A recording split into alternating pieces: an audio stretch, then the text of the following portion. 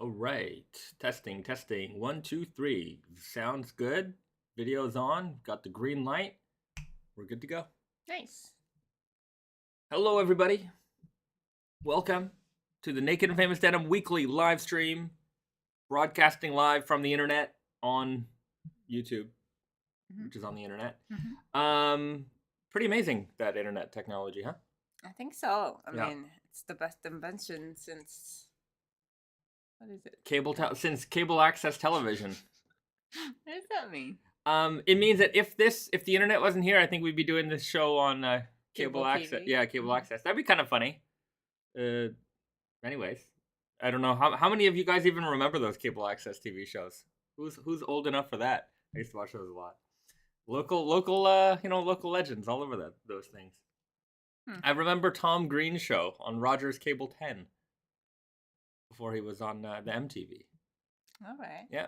I don't really understand cable access TV. I guess it was a It's channel. Cable TV? Well, it was on.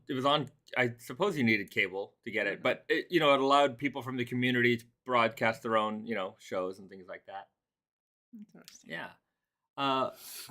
Anyways, let's let the room populate here for a minute. We're seeing a lot of familiar faces in the chat. Hello, BD. Howdy, coming in from Southern Ontario. And El Sanchez, 1984. Greetings from up in Northern Ontario. All right. Ontario's in the house. We've got Will Sox, hello from London, UK, currently watching this on a train. All right, thank you, Internet. You can see us anywhere. You don't just have to be at home watching us on cable television. Ian Snively, hello from Ontario. Invis Ian's DC is in the house. Well, we're also broadcasting live from Yokohama, Japan.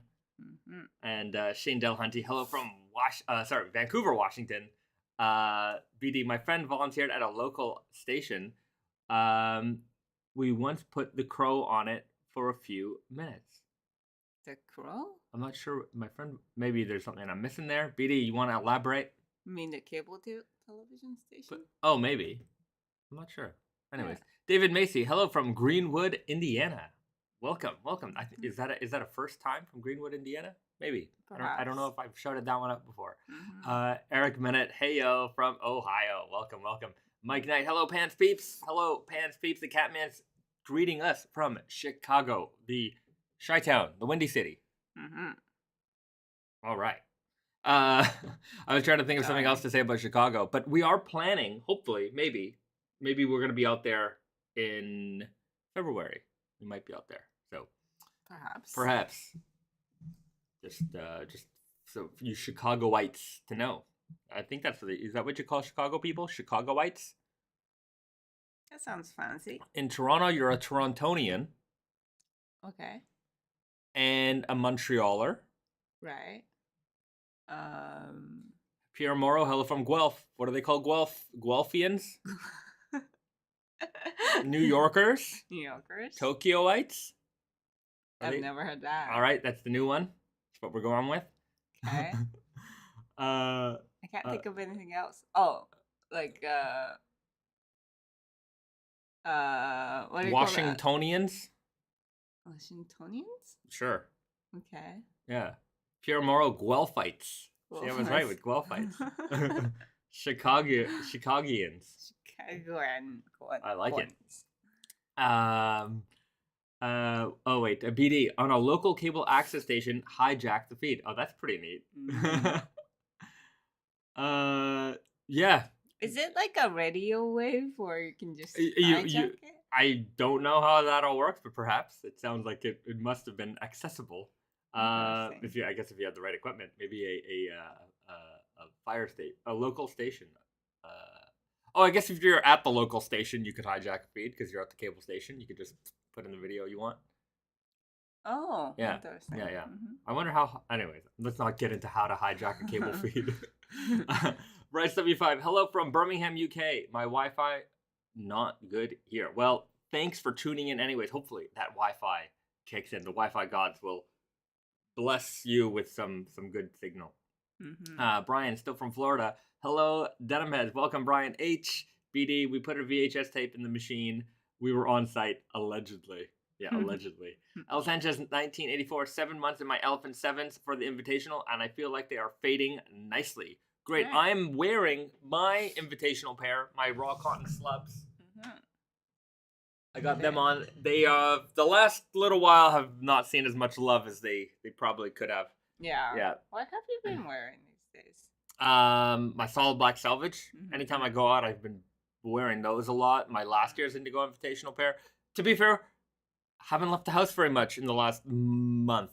In like all of October, aside from going to the grocery store, which is literally across the street, I don't think we left the house more than 5 times last month. Like, to go somewhere.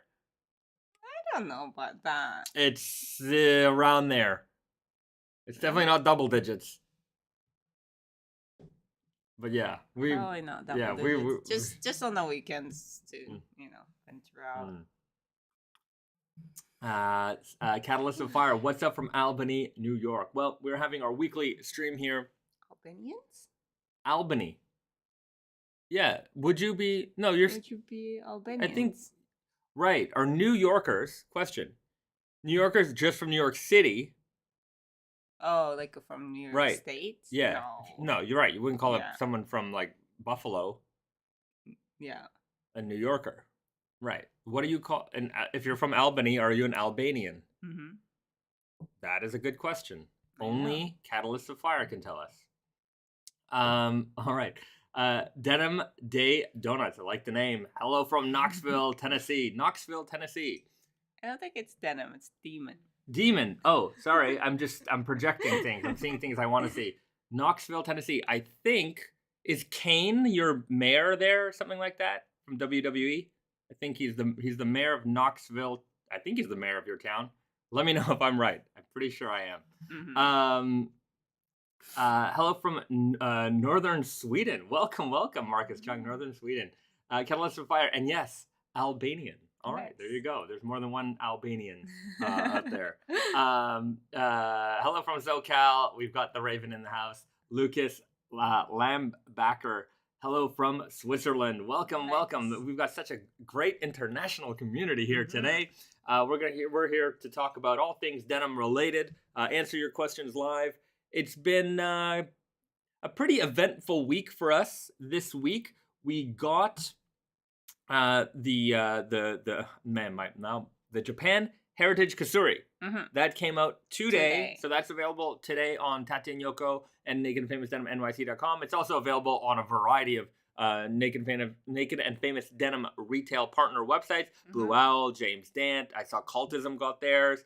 So if you're looking for a pair, you should be able to get the pair that you're looking for. You know, on Tate and Yoko, whatever.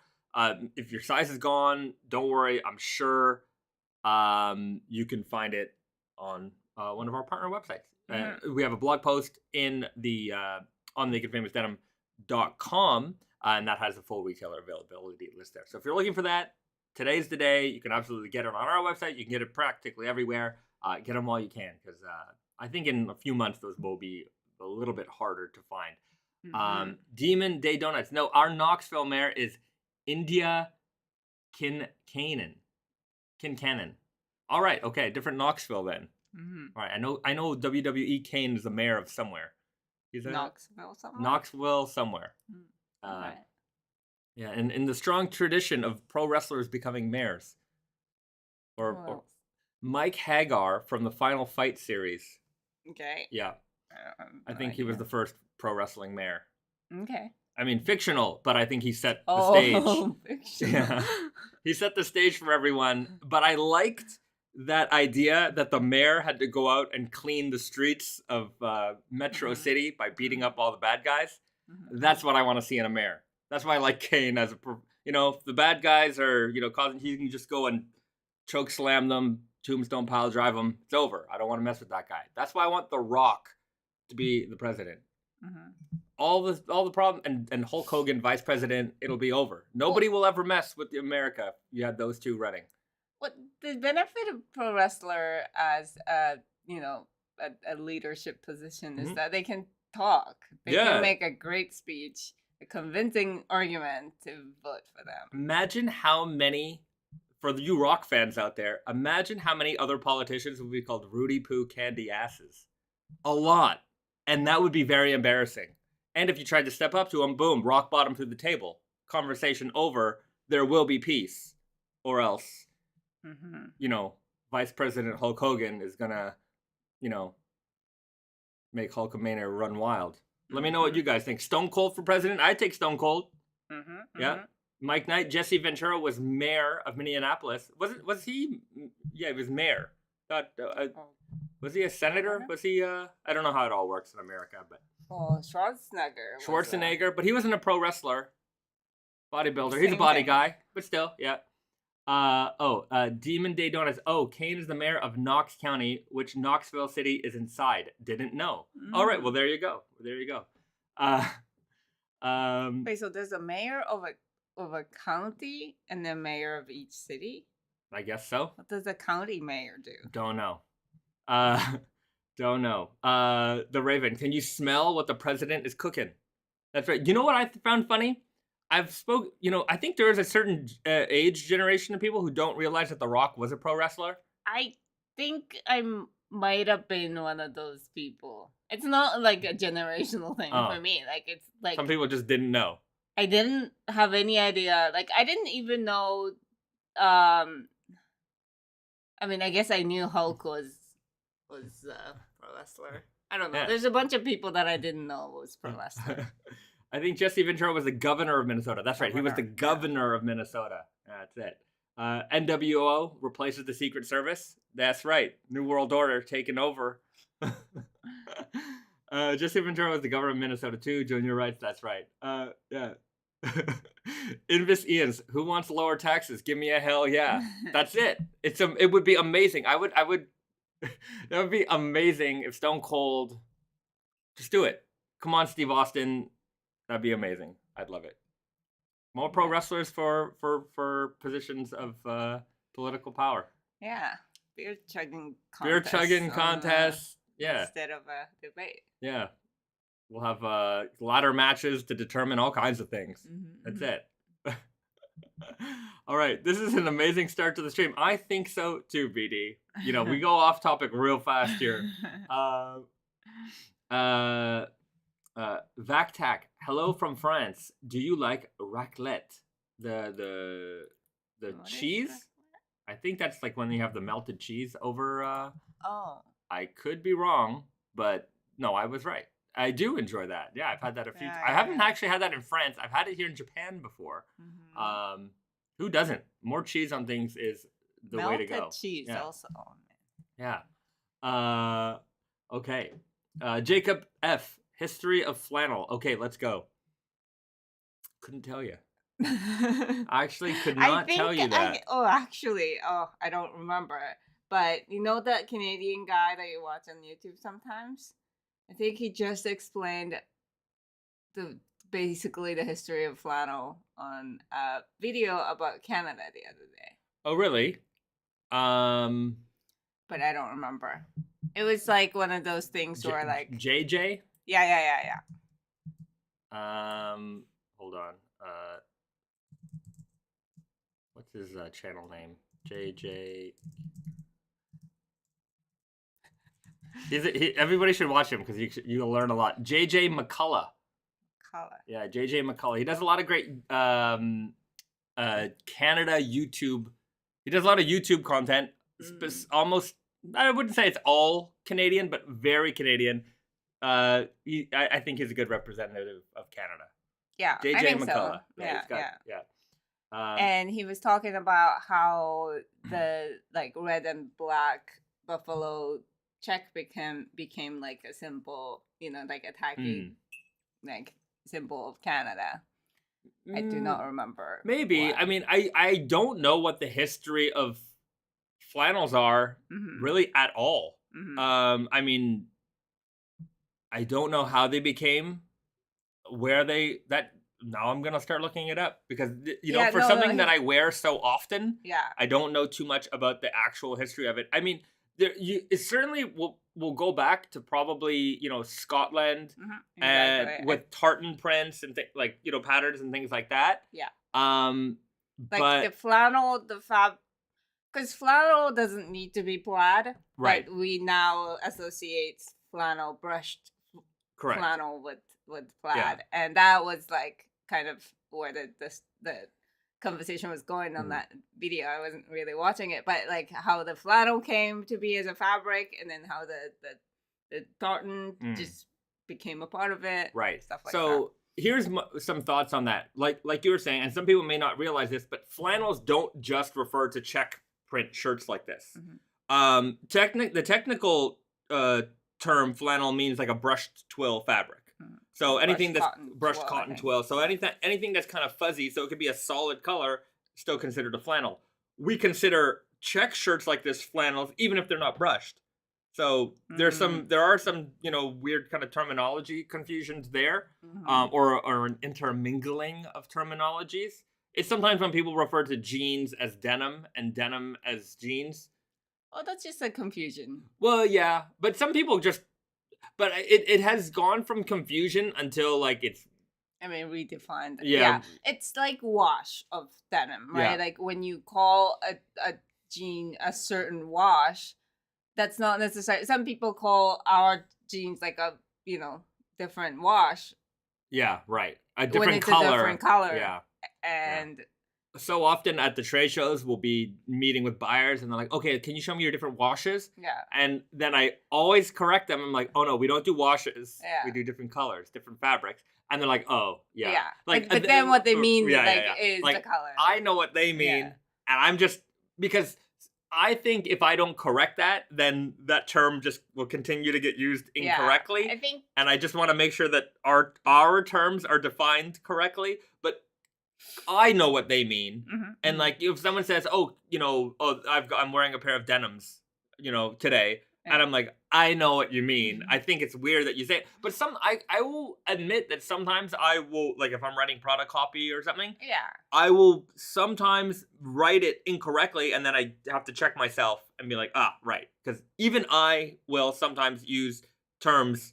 Yeah, but that's because you're talking about rather like the item, and sometimes you are talking about the fabric, sometimes you are talking about the garment itself. Like it's when you're like focus of the item is like, because jeans is denim. Yeah, jeans are denim. Jeans are made of denim.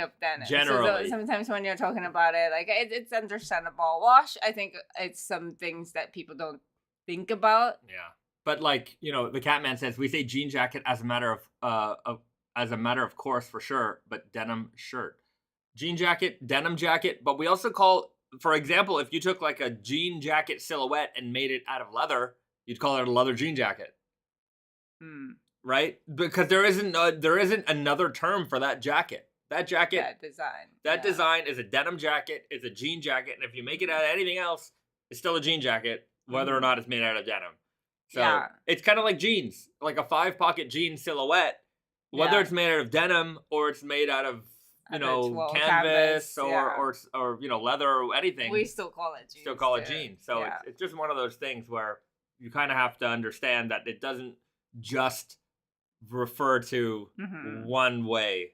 I think it's similar with chinos too. I think people use the term chinos to describe a certain trousers, whether it's made of chino fabric or not. Right. So, Oak Odell, gold jacket, green jacket. Who gives that? LOL. Okay. I mean, I don't know what you mean by that.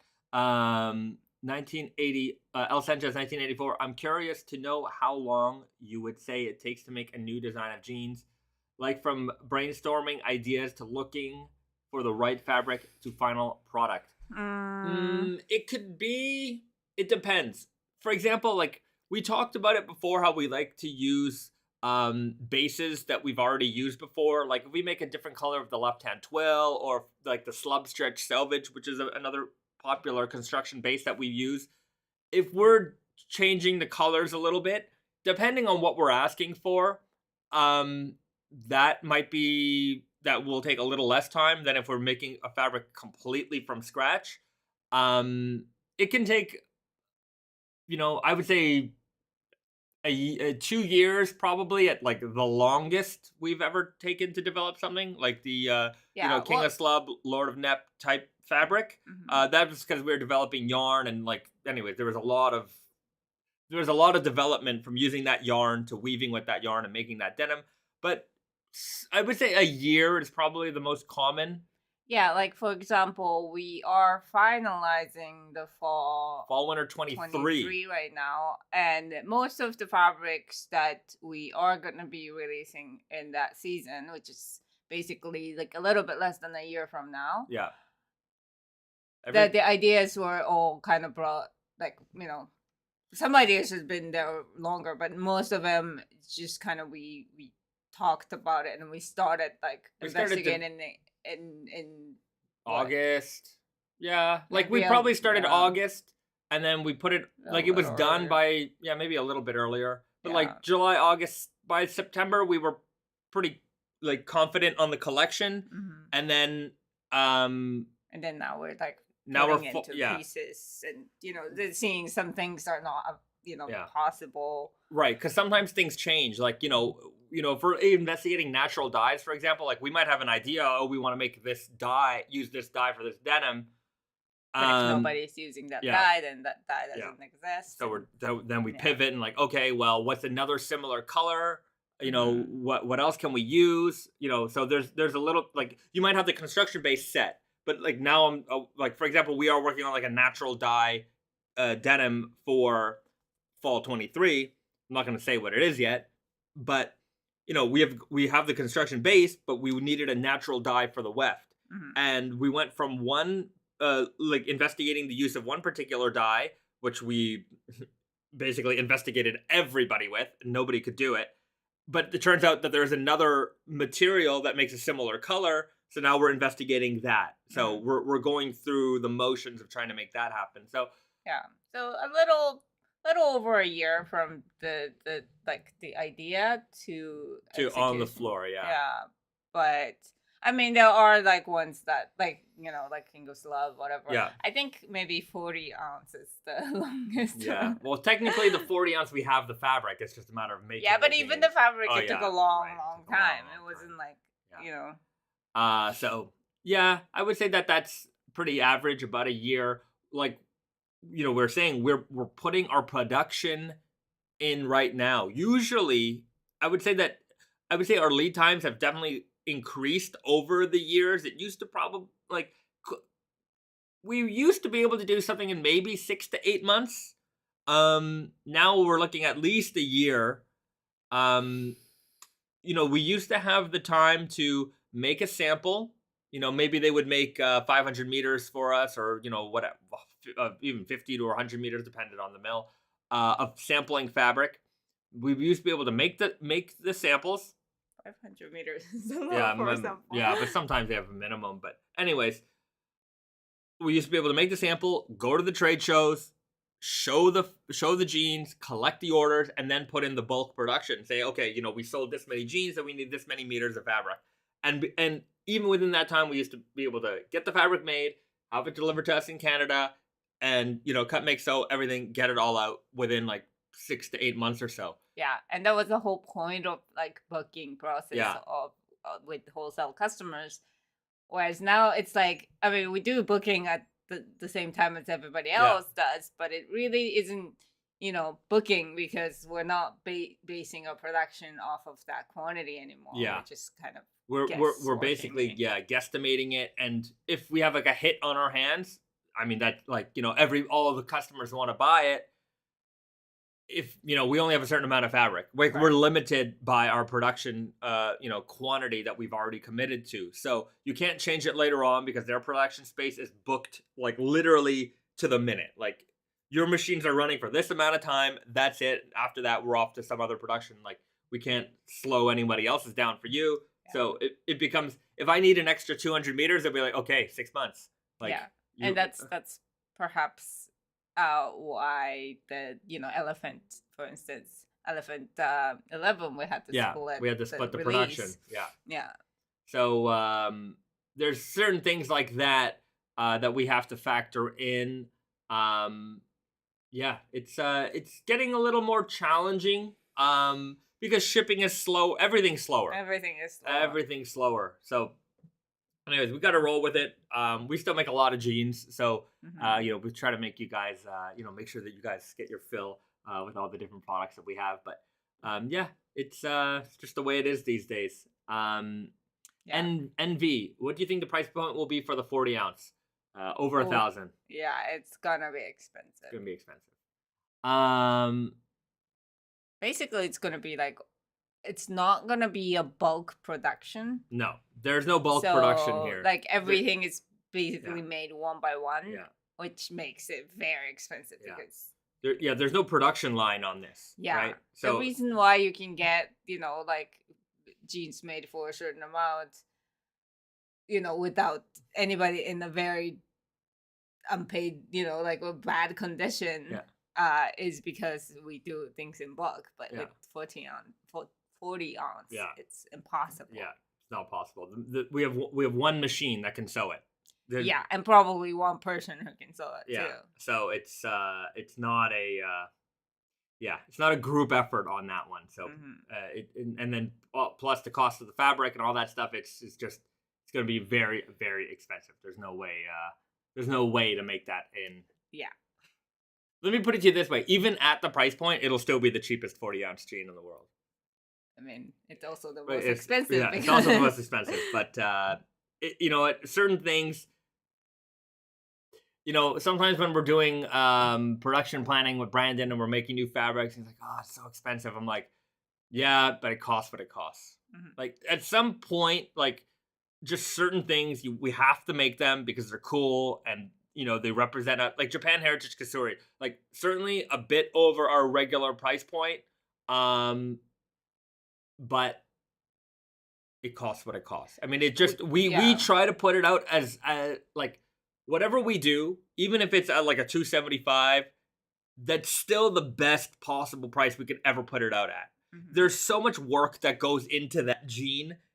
And, not everything is going to be $175, $180. We love that price point. We love making jeans at that price point.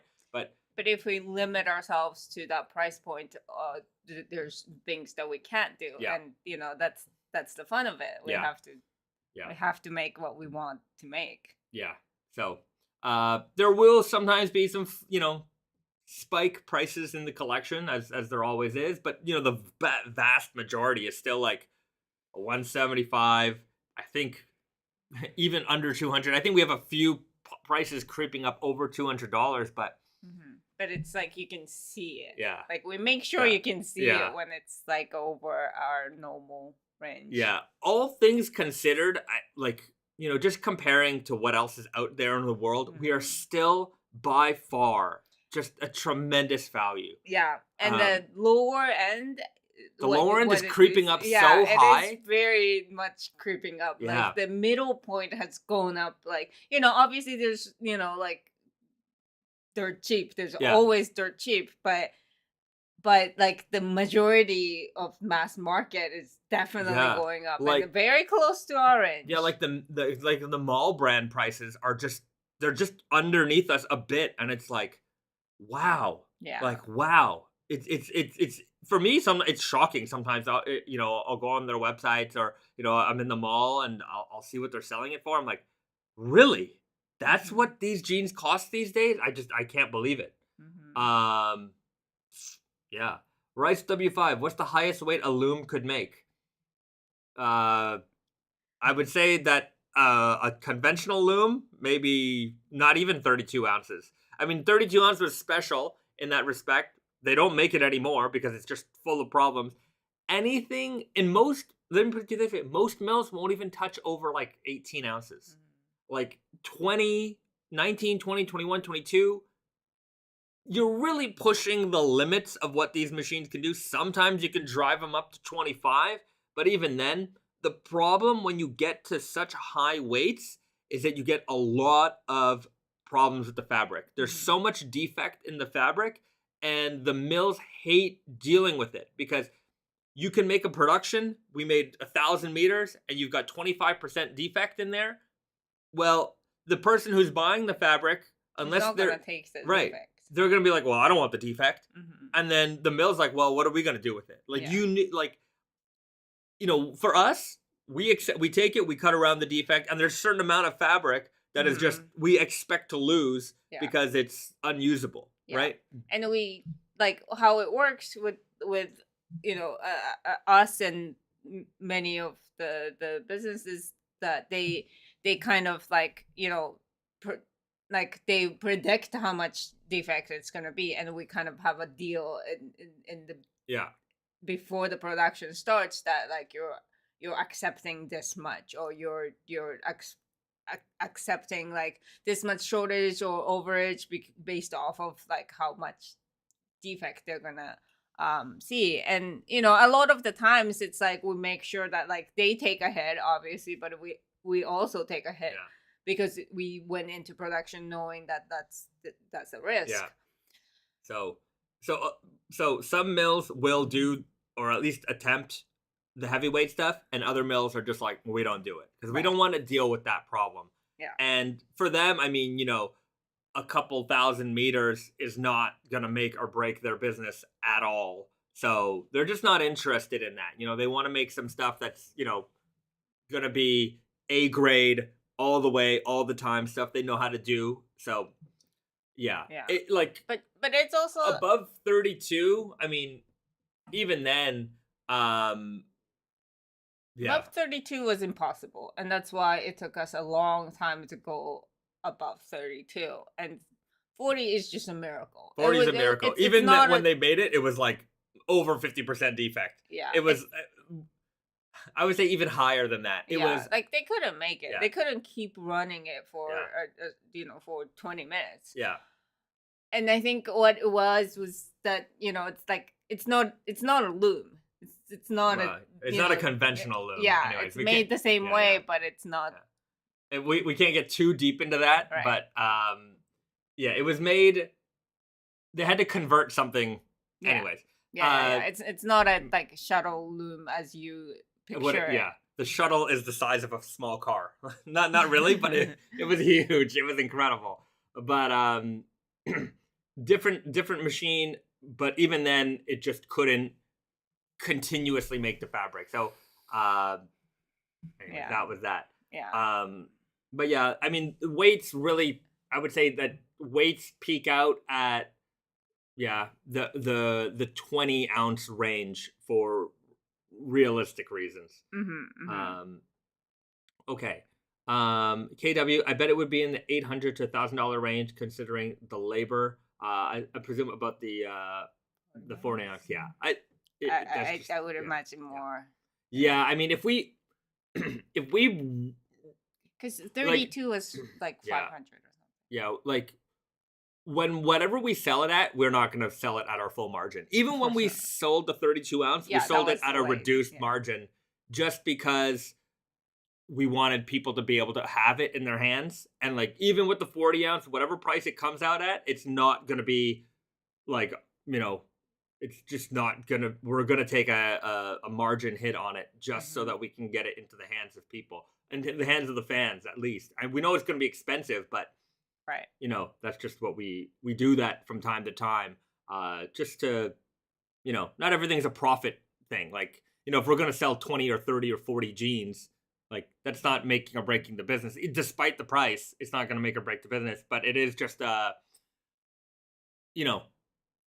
it's I think it's more of an ego flex. Like, it's a challenge. It's a challenge. Yeah, like we're gonna do it. We're gonna make it. So like, we can't let anybody else be the heaviest jeans maker. So that's that. Okay, BD writes, Risa, are smart crews regular core items? Any cool women's crew ideas on the way? My wife loves the smart crew she got. Yeah.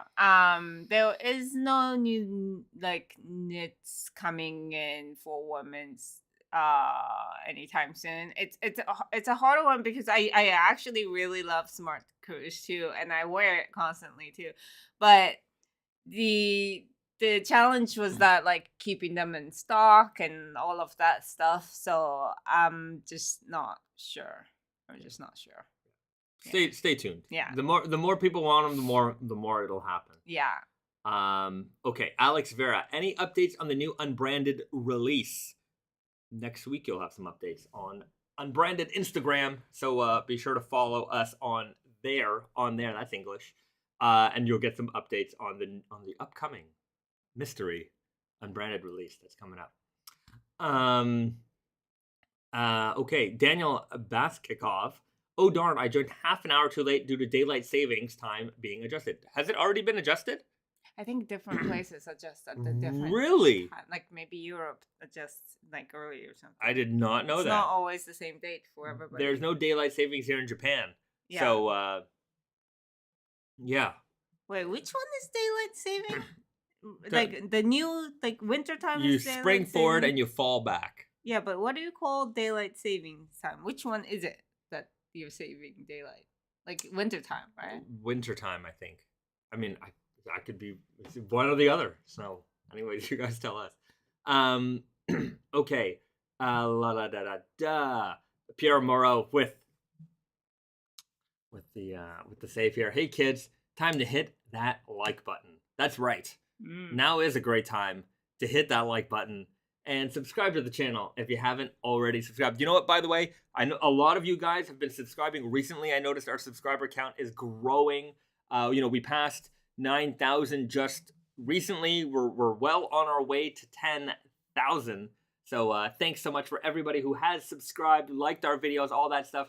And also a special shout out to the one guy who still dislikes all of our videos.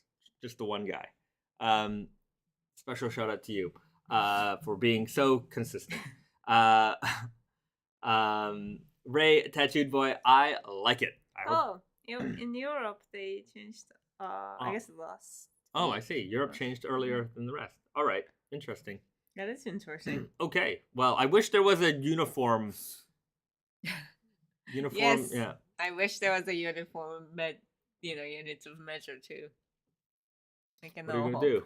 You can all hope. All right, BD with the thumbs up. Chase Landsman with the thumbs up. Thanks so much, everybody. We appreciate it. We appreciate you guys for tuning in. Also, every week, I know we see so many familiar faces here. I just have to say that I think we've built quite the community here on YouTube. Yeah, it's always a fun little hangout. Yeah. I do enjoy every week seeing you guys. BD at Ray, is that a RoboCop reference? I like it.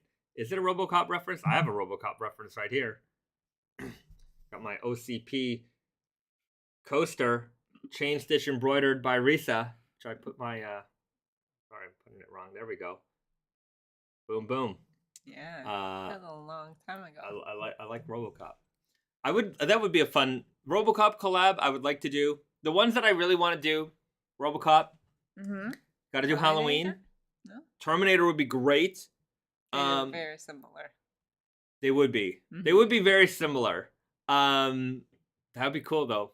What did I say? I said Alien. I got to do Alien.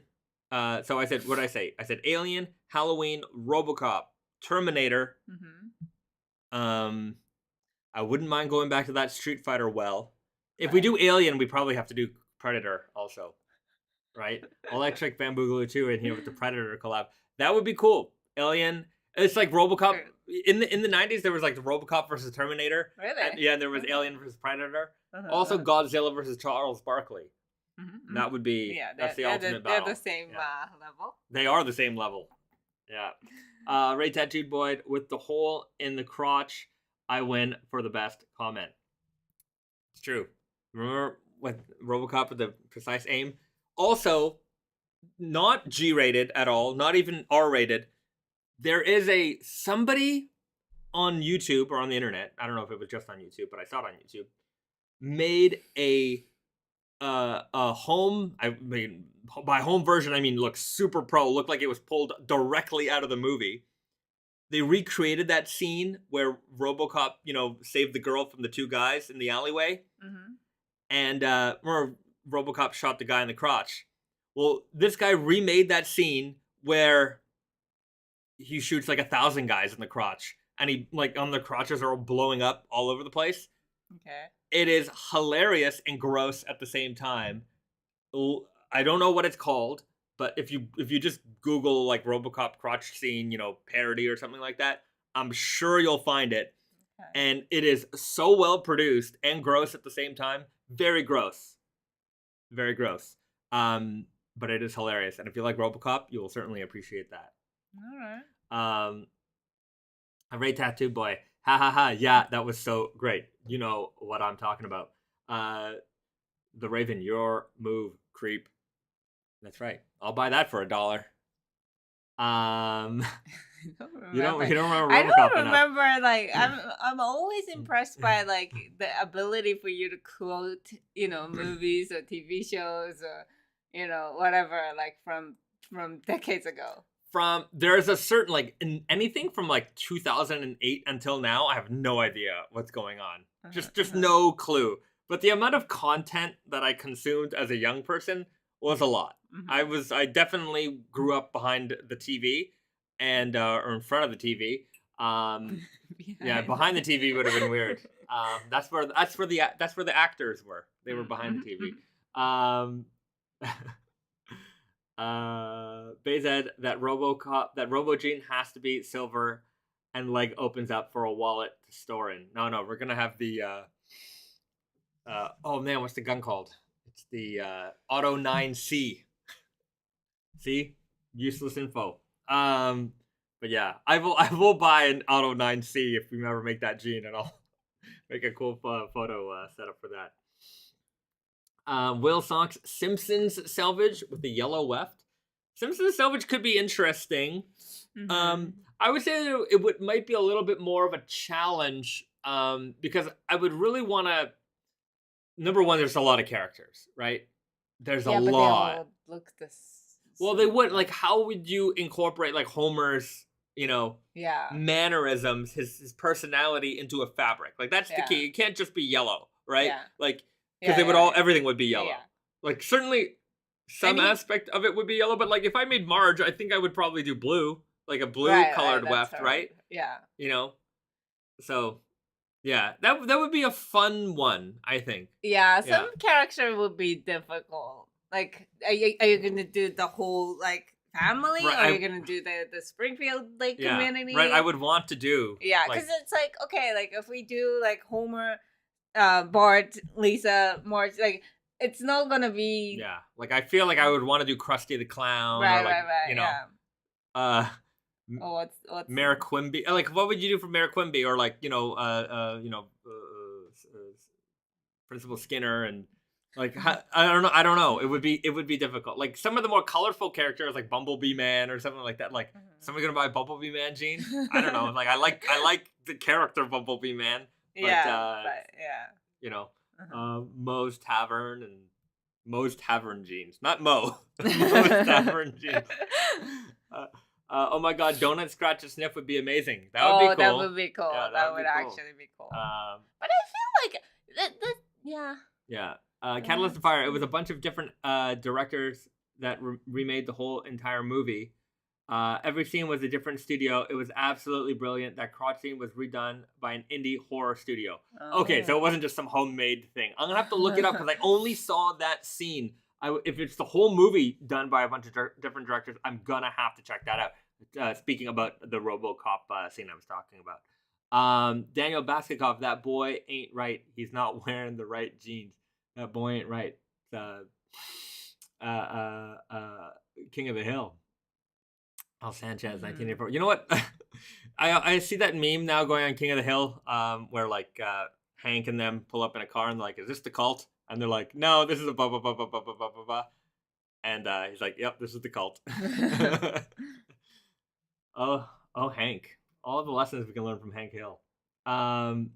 Angelo, have I missed any JoJo updates? No, I would say that the only update I can give you is that we will probably have samples in our hands within the next 2 weeks, or at least by the end of the month.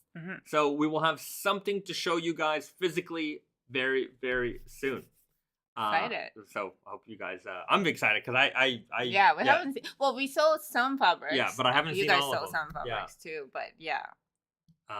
So coming soon. You'll see it shortly after we see it. That's for sure.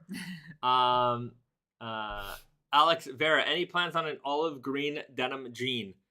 For a second, I almost thought you wrote an Olive Garden. I'm like, what would Olive Garden collaboration be? Breadsticks. Unlimited breadsticks. I've never been to an Olive Garden. I I've never been. either. Tell me, you guys, what do you guys think? Olive Garden, yay or nay? It's such a like iconic place that is there Olive Garden in Canada? I don't know. Yeah. It's like, I mean, I lived in the States. Like, I don't know why I've never been. It was just like, kind of like already at that point, it was already like a joke, Yeah. Like, I don't know. Are there in But apparently it's actually really good, right? I don't know. Everyone here, good breadsticks. Like, Yeah. The Raven, good breadsticks. Scratch-n-sniff garlic bread. That would be funny. I think if we were like some massive... one thing I wanted to do was a KFC collab. I probably said this, a million times, but I just want to do a KFC collab so bad and get the herbs and spices scratch and sniff jeans because I think it would be so funny. I do enjoy KFC. But yeah, that if we were to do a fast food collab, I think KFC would be the way to go. Yeah. Or McDonald's, Big Mac. Yeah. Big Mac jeans? Big Mac jeans. I don't know. But yeah, I mean, I like anything pop culture. You know me, I like pop culture stuff. So it's just. You also like fast food. I also like fast food. I don't eat it that much, but I do enjoy it. Shane Delahunty, macaroni grill is better than Olive Garden. I've never heard of macaroni grill before. All right. You know what? I feel like I've seen like a sign. Sounds funny. Oh wait, we have some debate in here. We have I don't know how to say that. How do you say that? Maggiano's slays Olive Garden. I've never heard of that before. You've seen Maggiano's. I've never heard of it before. Oh, you have certainly Maybe seen. It does not. It doesn't come to. I don't think I've ever eaten. Catalyst of Fire about the RoboCop. Our RoboCop remake. It's all on YouTube. Okay, I'm gonna check it all out after this video. You should all do it after. Don't click away now. Costco collab would be great. I do. Never seen it. What? Never seen it before. Costco collab. Yeah, I would love to do a Kirkland jeans collab. Yes. You guys have heard that before. That would be a lot of fun. Yeah. Only if they let us make in Canada and yeah. Stuff It would like have to be that. we'd have to make it and then. But I mean, Kirkland has been like it's not just like maybe their clothing is low end, but they do make pretty high end stuff. I think I don't know what I can say about their clothing. I think that Kirkland is always about just trying to create a great value for product, which is what I admire about it. But I also want to be able to say that you can buy a tub of cashews and the Naked and Famous Denim all under the same label. That'd be cool. Like the idea of being able to get like, a family size thing of toilet paper, cashews, and jeans, one package. Yeah. Boom. That would be cool. If we could package it like that, it would be amazing. Or it was just like, here's some other stuff that's Kirkland product, great product, and the Kirkland Naked and Famous, boom. That's how I would put that whole thing together. It would have to be like that. Anyways. Okay. Macaroni grill. People are liking that in the chat. Richard Meza. Kirkland branding on the salvage ID, LOL. Alex Vera writes. Yeah, I mean, look, if you work at Costco, let me know. If you got a cousin who works there, somebody, send them my way. I want to make this happen one day. I also want to be at the store doing like a sample table. Here's a sample. Here's a little piece of the fabric. Yeah, check that out. Yeah, it's quality Japanese made fabric right there. Take a smell. Yeah, you can scratch it. You see how the indigo comes off. Yeah, it's fantastic. I'm just handing them out with little tongs. Oh man, a 5-gallon bucket of pickles and the latest Naked and Famous Denim. Perfect. That's what I want. It's like a perfect Ron Swanson type of situation. Food and things. Food and stuff. Food and stuff. Was it food and things or food and stuff? I don't know. Yeah, something like that. Devin Hurt, Rockin Jellybean collab. It's anyhow, we have a good relationship with Rockin Jellybean. Yeah, we've been talking about it. yeah. It's just that he has a very busy, Very busy schedule. Yeah. And we have seasons to hit, so it's difficult. It'll eventually happen again. It's just a matter of the timing. So we're actually ahead of you on that one. Francisco Michael +1 for the 5-gallon bucket of pickles and denim. Did you guys know my original plan for the Pickle Rick denim was pickle scratch and sniff? But the problem was the people who were going to develop the scratch and sniff smell, like we needed to make like 5,000 pairs of jeans, and it was like we can't. Creating that like the special smell is like you have to be a massive we got to be way bigger than we are. And pickle smell is not something they have in their catalog, obviously, because pickles are not so. They're not so. Anyways, like pickles here don't smell like pickles. Yeah, like dill pickles. Yeah. But yeah, I thought it would be funny. I wonder how they would have sold. It's actually like, I mean, I don't know. Is it a bad smell? I don't know if you want to smell like pickles. It's like garlic isn't a bad smell, but everyone's like, oh, I got garlic breath. I'm like, yeah, like even if you have a garlic scratch and sniff jeans, it's probably kind of gross. Yeah, right. Yeah. So, anyways, it probably would not have been as it probably wouldn't have been as nice a jean as the Pickle Rick jean that we did put out. But it's at that point it's kind of only for like the fun of it. Yeah. And we can't sell like thousands of jeans that we needed to have sold. Francisco Michael writes, what do you think about a Canadian all-dress denim that would be a good scratch and sniff? You know what's funny? I have a list of ideas and in Canadian not scratch and sniff, but all dressed as an idea is on that list. And I kind of wanted to do a denim that was similar to maybe like the Frankenstein denim, where we take a little bit of everything, slub, left-hand tool, right-hand tool, broken tool, whatever, and just mash it all up into one fabric. I think the only problem is that we kind of have done that before. Yeah. But anyways, the concept of all dressed it's in the bank. It's in the bank. Yeah, it would have to be like, color core, different weaves, like different weft, everything. It would just be a hideous pair of jeans. The Raven, thoughts on a 20-ounce natural seed denim? That is also something that's in the list of things to do. That was actually going to be the spring 23 elephant denim. We were having trouble with the elephant 11S, the Grandrel stretch that we actually do have it planned for spring 23. There were some problems doing a Grandrel stretch yarn. So we're like, well, if we're not going to be able to do that, let's do an ecru. Let's do a natural seed version of the elephant. The 11S came to fruition. The natural seed elephant back burner, but it will come out eventually. That will be a thing. Yeah. Just a matter of time. Okay, Brad Copeland writes, hey, Bazad and Risa, question. What would you say is the most durable denim? I wear my Naked Famous jeans for work, but I find that I'm constantly wearing out the knees and pocket bags. I mean, the heavyweights are your better options, I guess. But if you don't mind wearing heavyweights. But even then, what do we got? We got the mailman. Yeah. But even then, I would say that sometimes if you're doing, especially if you're on the job, you're doing a lot of actions that are repetitive, and repetitive actions are gonna cause the same type of wear and strain on any jean. If you're wearing out your knees and you're more concerned about that, I mean, I don't know what you do.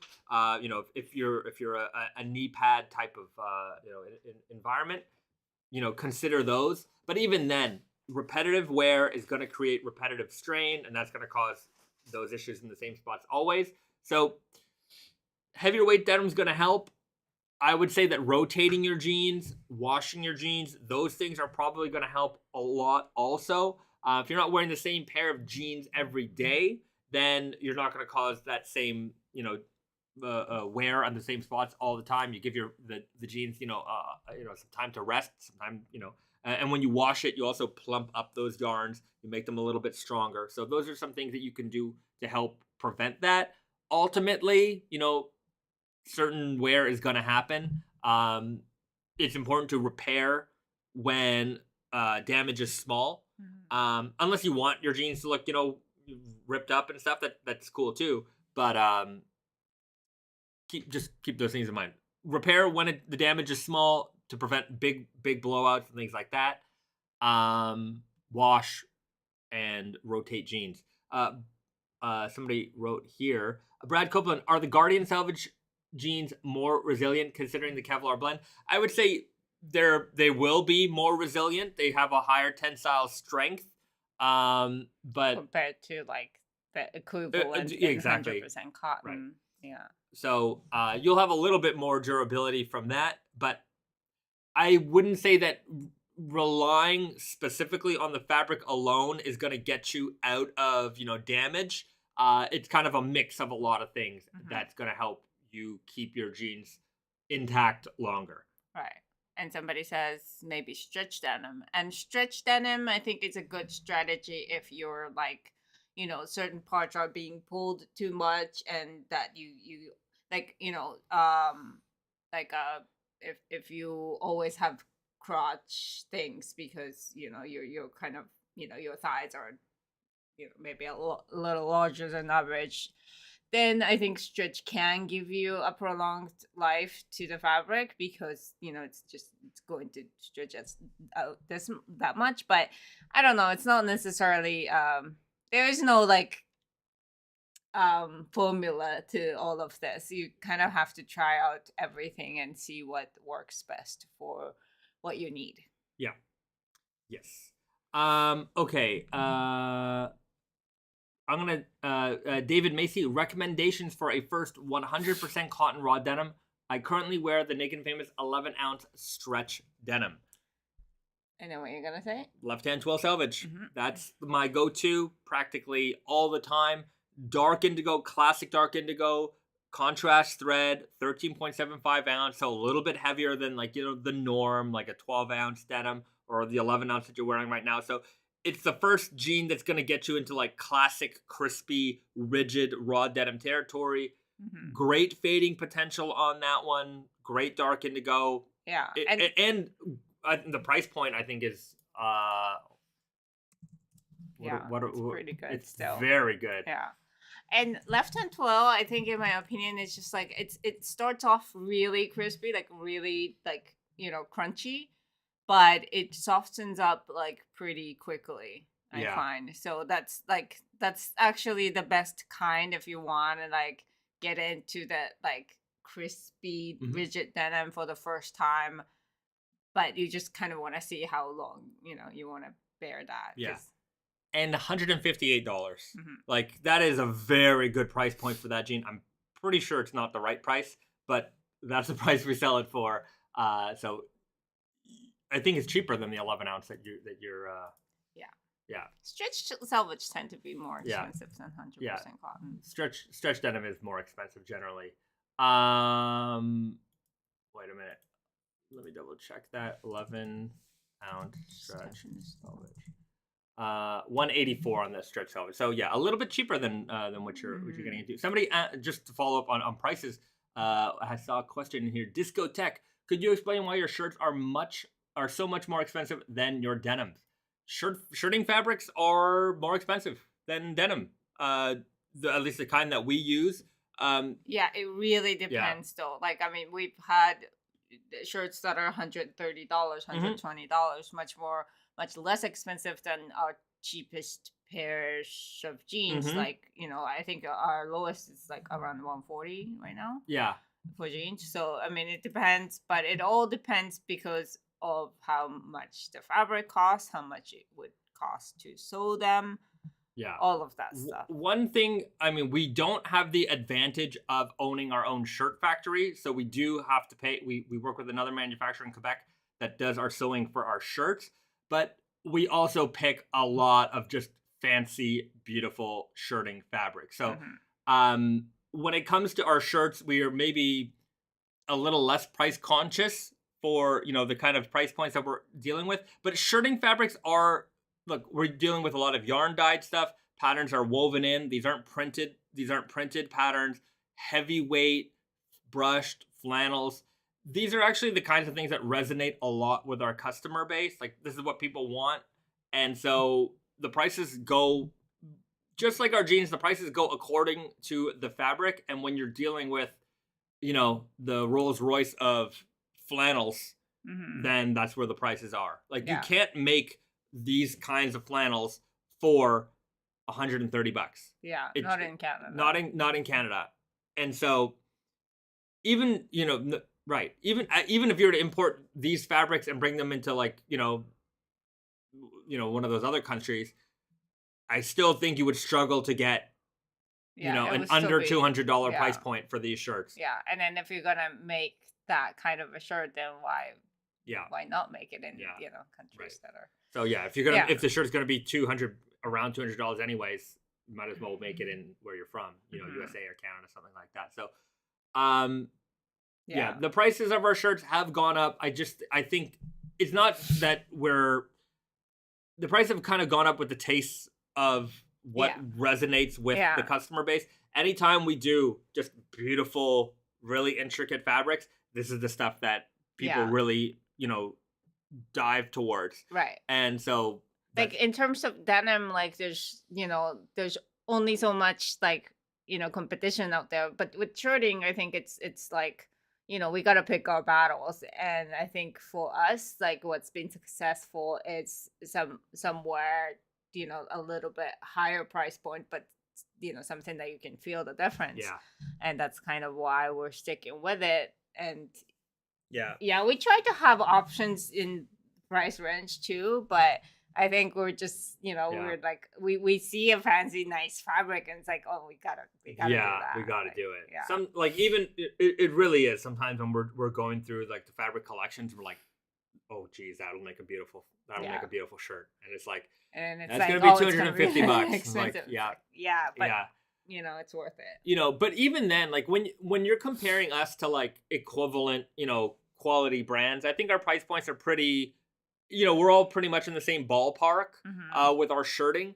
All you need to do to see, like, where the value proposition is, even at, like, a $225 or $190 or, more $250 shirt that we make, just go look at, like, some, like, mid-end designer brand and see where their shirts are made and what kind of quality fabrics that they're using and the prices that they're putting them up for. I'm not going to name names, but just go to your department store and just, I'm not talking super luxury, because, like, those brands, their prices are out of this world, but, like, mid-end stuff, and just see where the products are made and what their price points are at, and then you can really see what we're even with, like, anything that they do, like, their prices just make no sense to me. I mean, they do from a business standpoint, but from a value proposition, it's I'm like, I'm not shocked. I guess I think their customer base is certainly less caring about what goes into the garments that they make. They just kind of feel like, I went to the department store, they have the nice brands, it looks nice, I'm gonna buy it, right? That's their thought process. Whereas I think in our community, most of the people are much more interested in the fabrics and what it takes to make these types of things. So they want to learn more about it. And if you see, like, a $250 shirt, you're like, whoa, that's, like, it's not a cheap shirt. It's not. But when you go into, like, mid-end designer and you're seeing shirts for $395 and you're like, this is a basic cotton Oxford, and it's like, right? It's like, they're like, we're competing against that, and we're kind of competing against each other in our realm, and it's just, sometimes it's weird, because I think our prices are good, but I know that they are expensive for, I know that they're not cheap. I would like to make things less expensive, but they just kind of, the prices are, I think I said it earlier in the live stream, the price is the price. It just, we can't get it any better than that, and that it just costs what it costs. That blonde dude. Speaking of shirts, any date on that flannel you're wearing, Bezat? Is it? I don't know why it's not out yet. Yeah, it should be. I know it landed in our warehouse. Yeah. I think it's just a matter of some stuff happening on our back end. Just the warehouse stuff. But yeah, I mean, it will come soon. Yeah, they're processing a lot of stuff right now. Within the next couple weeks. Yeah. Sure. So stay tuned. There are a lot. I know, like the. I don't have it here. It's in the back, but the Coca-Cola Repro fabric that's coming out real soon. Yeah. Real soon. So. Just keep on going to our website, latest arrivals, keep checking. It'll be soon. Or better yet, what you do is you go on tattainyoko.com and go to the product. If it's not available yet, you'll see the button that says email me when available. Put your email in. We will email you the second it goes up on the website. So that's the second. Well, but around that's the idea. Yeah. Junior, when are the cups coming out? I We don't know. Soon, hopefully. Hoping for Christmas, but I don't know. There's a lot of hoping for Christmas right now. Everybody hopes for the same time, it's not. That's it. Yeah, everybody in the world is aiming for holiday delivery, and that's slowing everything else down. So, soon.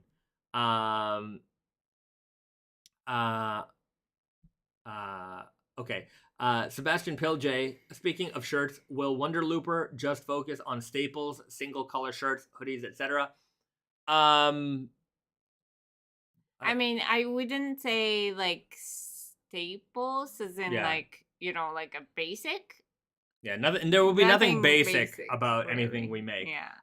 But I mean, we're not gonna make like suits and.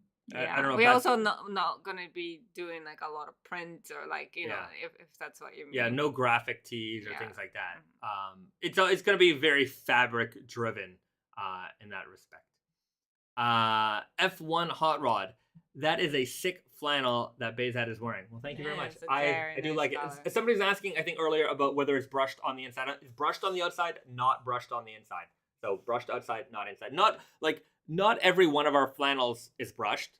If they are brushed, we'll tell you if they are. And very few are brushed both sides. Yeah, that's right. It's like just as a fabric availability, those are very like it's not like super rare to the point where you don't see them, but like it's not so often. Yeah. Okay. Jason Herrera, I would like to DIY tailor my jeans. Can you suggest some companies to check out for matching thread? Just go to your local sewing supply store. They'll have every thread. Just bring your jeans in, get the little cone of thread, and you'll be able to match it up.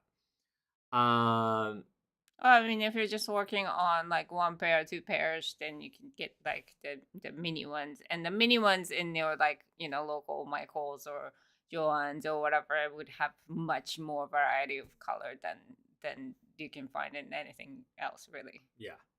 That blonde dude. I need to lose weight. I want to try some Wonder Looper stuff.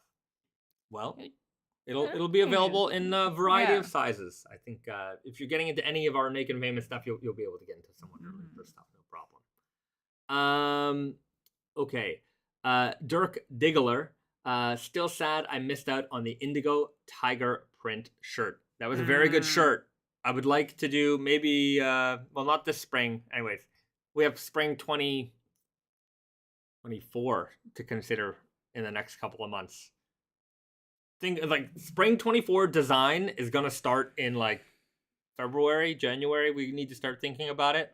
Like we're already... Oh, my head. It's a lot it's a lot of product, a lot of seasons. So yeah. The Raven, will the Wonder Looper channel host live streams like Naked and Famous? A lot of Wonder Looper questions. I appreciate it, everybody. We hope to. You have to get a certain amount of views on your YouTube channel before you're allowed to do live streams. So if you'll go and watch the video that we have up now, just keep it on repeat. So I think we have to get like 4,000 watch hours before you're allowed to live stream. So on YouTube. Yeah, so please do that.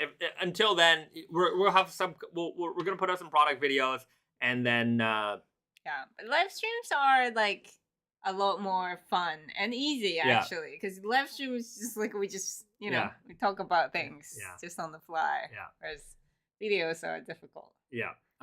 Nicholas Viplu, will Wonder Looper ship from Japan? I live in Japan, so it'd be nice not to deal with import taxes. Yes, we will ship from Nihon. No problem. Okay. We'll leave the Wonder Looper questions there. Join us on our Instagram on Wonder Looper there, and we can answer all your questions there. I think we'll do a live stream from Instagram this week. So check us out there, and we'll give you the entire lowdown on that stuff. All these boxes here, we're getting ready to ship them out. I think you can do live streams as long as you try to enable it on your account. I have a new account. It just took 24 hours wait period to enable live streams. Samos writes, oh, okay. I'll have to look into that. Yeah. Also, you know what I realized that on our Wonder Looper channel for YouTube, mind you, there's only one video, but they run ads on it, and we can't disable it. You can't disable it until you have a certain amount of views and followers and things like that. Which is weird. Like, why? I don't get it. But I mean, I guess there's enough people who just put up one video, and then YouTube needs to take that money too. So anyhow, if it's not we're not making money off of that. So if anyone's wondering why, sorry if you're bothered by the ads. Yeah, I'm bothered by it. But, once I can disable it, I will. Okay, back to Naked Famous Denim action. Okay, wore my blue Comfort to work this week. Gotta say, they are perfect for the office. Any plans to use this base again anytime soon? Yes, Vitaly, we are making a black version of that denim. So it's in the development right now. So hopefully we will have that for fall 23. That's the plan. If not, it'll come in spring 24. Yeah, so it's in the works. Yeah. So we love that base. I think that base is going to be base. We've done a couple of like high power stretch, like we had the active motion. Yeah, we had the active motion and then action motion. There were two different ones. I thought we changed the name. No, action motion, active motion. Then we'd had the flex stretch selvage. And so we've gone through a couple of different ones over the years. There's kinetic stretch. So we've done a few of these really super stretchy denims, but I think this, mind you, a lot of those were lighter weight than the blue Comfort. Kinetic was heavy though. Yeah, the kinetic, that's right. But we've always had issues with I remember with one of them, wasn't the active motion. The active motion we currently still have. We still have a little bit of that in stock. But I remember, I forget which one it was, but it was a great base, but then the production moved out of Japan. Right. And so we had to stop using that mill. And anyways, we've just kind of been on the hunt for the perfect high power stretch, raw denim feeling denim for a long time. And like the perfect blue, not the perfect blue, the blue Comfort really nailed it. Like that was the one. And the difference between blue Comfort and everything else, the high power stretch that we did before, is that blue Comfort doesn't have a crazy shrinkage. So we don't have to pre-wash the jeans. Yeah. For everything else so far, we had to pre-wash the jeans. So it wasn't, rinse wash isn't really a distressing or anything like that, but it wasn't a true raw. You don't get that starchy feeling in the beginning. Yeah. But with blue Comfort, we are able to do that, which is the exciting part. That this kind of innovation is like, it's not as fun and exciting as like scratch-n-sniff and all of that stuff, but these are like actual innovations that are, very. It takes a long time, but it's. Yeah. So for those of you enjoying the blue Comfort, keep us posted with your fade progress and with all that, because I'm really interested to see how these jeans are going to fade on you guys, how the community is going to wear these in. We're going to keep running that fabric. I'm a big believer in the blue Comfort. The Raven writes, since the True Guy is a new fit that's releasing, will you be updating the core essentials to have the True Guy fit? For example, left-hand twill, True Guy. Yes. So we are going to start off with like solid black selvage, natural indigo selvage, left hand twill, dirty fade, stretch selvage. There's gonna be a bunch that are gonna be coming again, hopefully before holiday. Hopefully before Christmas. Not before holiday. That's not promising. We're gonna have a couple of spring fabric options. There will be the Elephant 11S is gonna come in, the True Guy as well. So we're gonna go. It's gonna start slow and then it's gonna go fast. Yes. You know, we'll have a couple of core, we'll have a couple of seasonal, and then it's gonna be everything. Again, I'm a big believer in this fabric. Yeah. In this fit. I think it's gonna be the new wave, and it's the new generation. I think it's gonna be the new, new staple. Yeah. Like it's a fit that we needed to have for a long time, and I think everybody's gonna like it. Yeah. I think, and everybody's gonna. I think for a lot of us who probably haven't worn like a straight leg jean in a long time, it's gonna be like a wardrobe refresher for us. Yeah. So F1 Hot Rod asks, what is True Guy? So True Guy is a new fit that we've been developing for quite a while. It is a classic straight leg jean. You know, a little bit higher in the rise. It's like in terms of like the modern Weird Guy, very, very similar. So a little bit higher in the rise. The True Guy will be a little bit wider in the thigh, and that tapers down to the knee, and then from the knee down, straight leg. So it's like an 8-inch leg opening.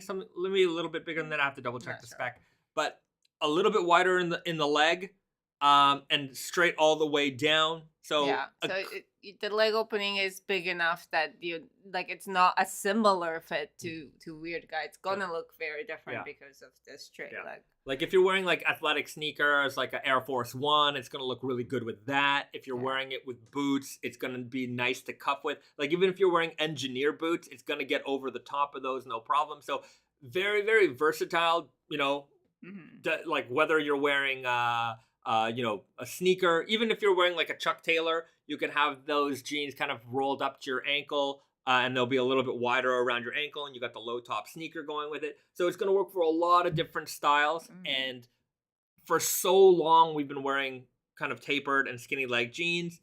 And look, if you like what you like, you're going to stick with that. That's great. But I think that we've just, as a society, because I think it's not just us, just the regular straight leg just hasn't been around for so long, and we're gonna bring it back. We're not going to get rid of Weird Guy. Weird Guy is our ultimate, everybody jean. That is a classic. It's not going anywhere. F1 Hot Rod wrote, please don't get rid of the Weird Guy. I love my Weird Guy. It's not going to. But I think it's a very good option because our main option currently is all tapered leg in some different, degrees, like Super Guy, Weird Guy, Easy Guy. They're all tapered. And we do have a straight leg, which is Strong Guy, but that is more of like a weird, we don't make everything in it because it's not such a popular fit. It's very wide and it's, it's a great fit. I love it, but it's not for everybody. Dirk Diggler writes, have you ever seen the Chuck Norris action pants from the early 90s? The advertisements are hilarious. Anyways, look at our pocket flashers and tell me. But also... Was it the action motion? Also, when in the 90s, or 80s and 90s, I was a Black Belt magazine. I was a subscriber, so... I have absolutely seen those ads. I used to love Black Belt magazine. I don't know if they still make that anymore. I was really into martial arts when I was. You kind of still are in a way that you consume that kind of content on YouTube. Yeah, that's true. They still make it. Yeah, I don't know. They have a website. Maybe it's a blog now. Yeah, might be. I did a lot of martial arts when I was a kid. I have family members who are martial artists. But yeah, R.I.P. Black Belt magazine. What I loved about those magazines at the time, because pre-UFC,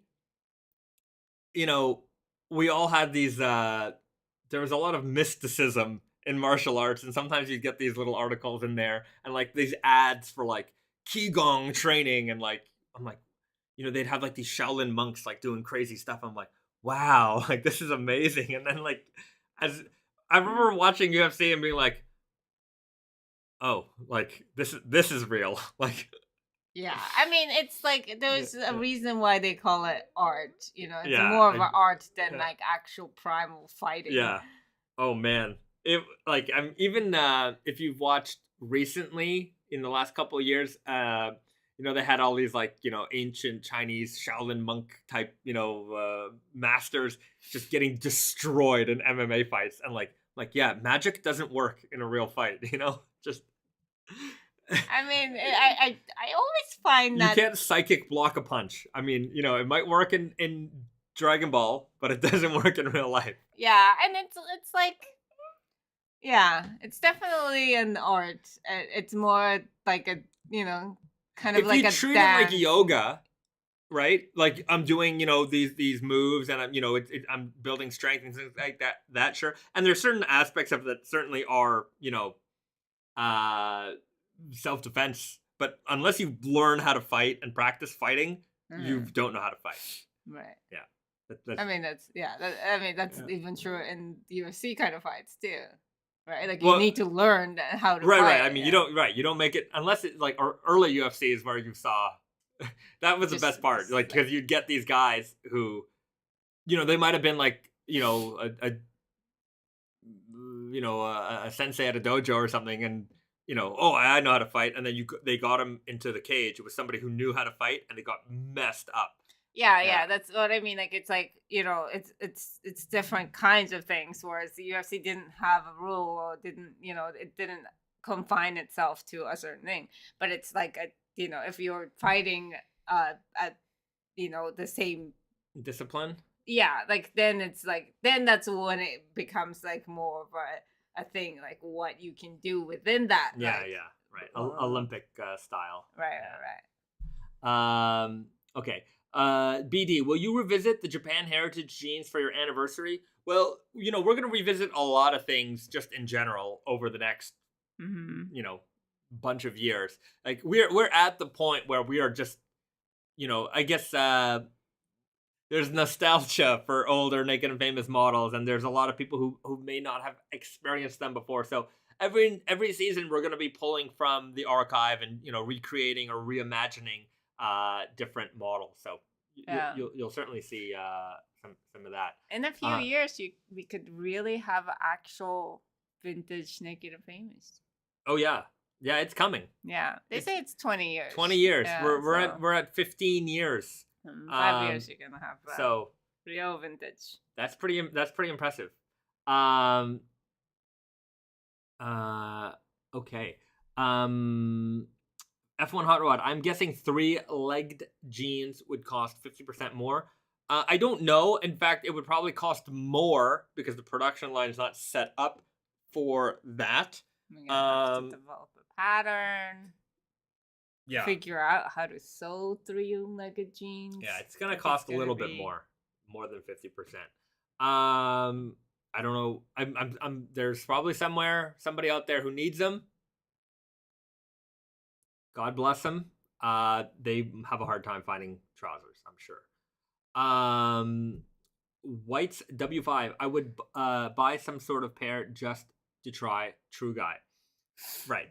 I think, yeah, I mean, a lot of people are going to be curious about the fit. I think that's going to be part of it. But I think in general, I think it's a good wardrobe staple to have, especially in the current, world we're in, where everything isn't just skinny anymore. I like kind of the fashion environment that we're in general, because a lot more things are acceptable, and it's not just one kind of trend that pushes everything anymore. Mm-hmm. Right? When I worked retail I talk about my Holt Renfrew days when I was working at the department store, it was very clear what the main trend was at any given time, right? And that, like, we really sold one look. We didn't deviate it from it too much, even from like, the kind of entry price point brands all the way to the top. If there was a look that we were selling, it was bought across the board. And the buyers also did that. They have we would do something called the buyers road tour, and the buyers would come and visit every store, and they'd say, okay, here's basically our vision for the the season, Mhm. and here's what we focused on. It was like statement sweaters and blazers with jeans, and so basically they had their plan and they bought that plan from every brand, and they would probably base that plan off of some trend forecasting that they got. Some Right? runway trends. Yeah. I mean, they still do that. Yeah, but they absolutely do that. But nowadays it's like it's not one thing. You have so many different looks. You've got like, you know, there's very sporty looks that are very street with oversized hoodies and, vintage jeans. Like I see a lot of vintage being pulled into streetwear now a lot too. Um, you still have preppier styles.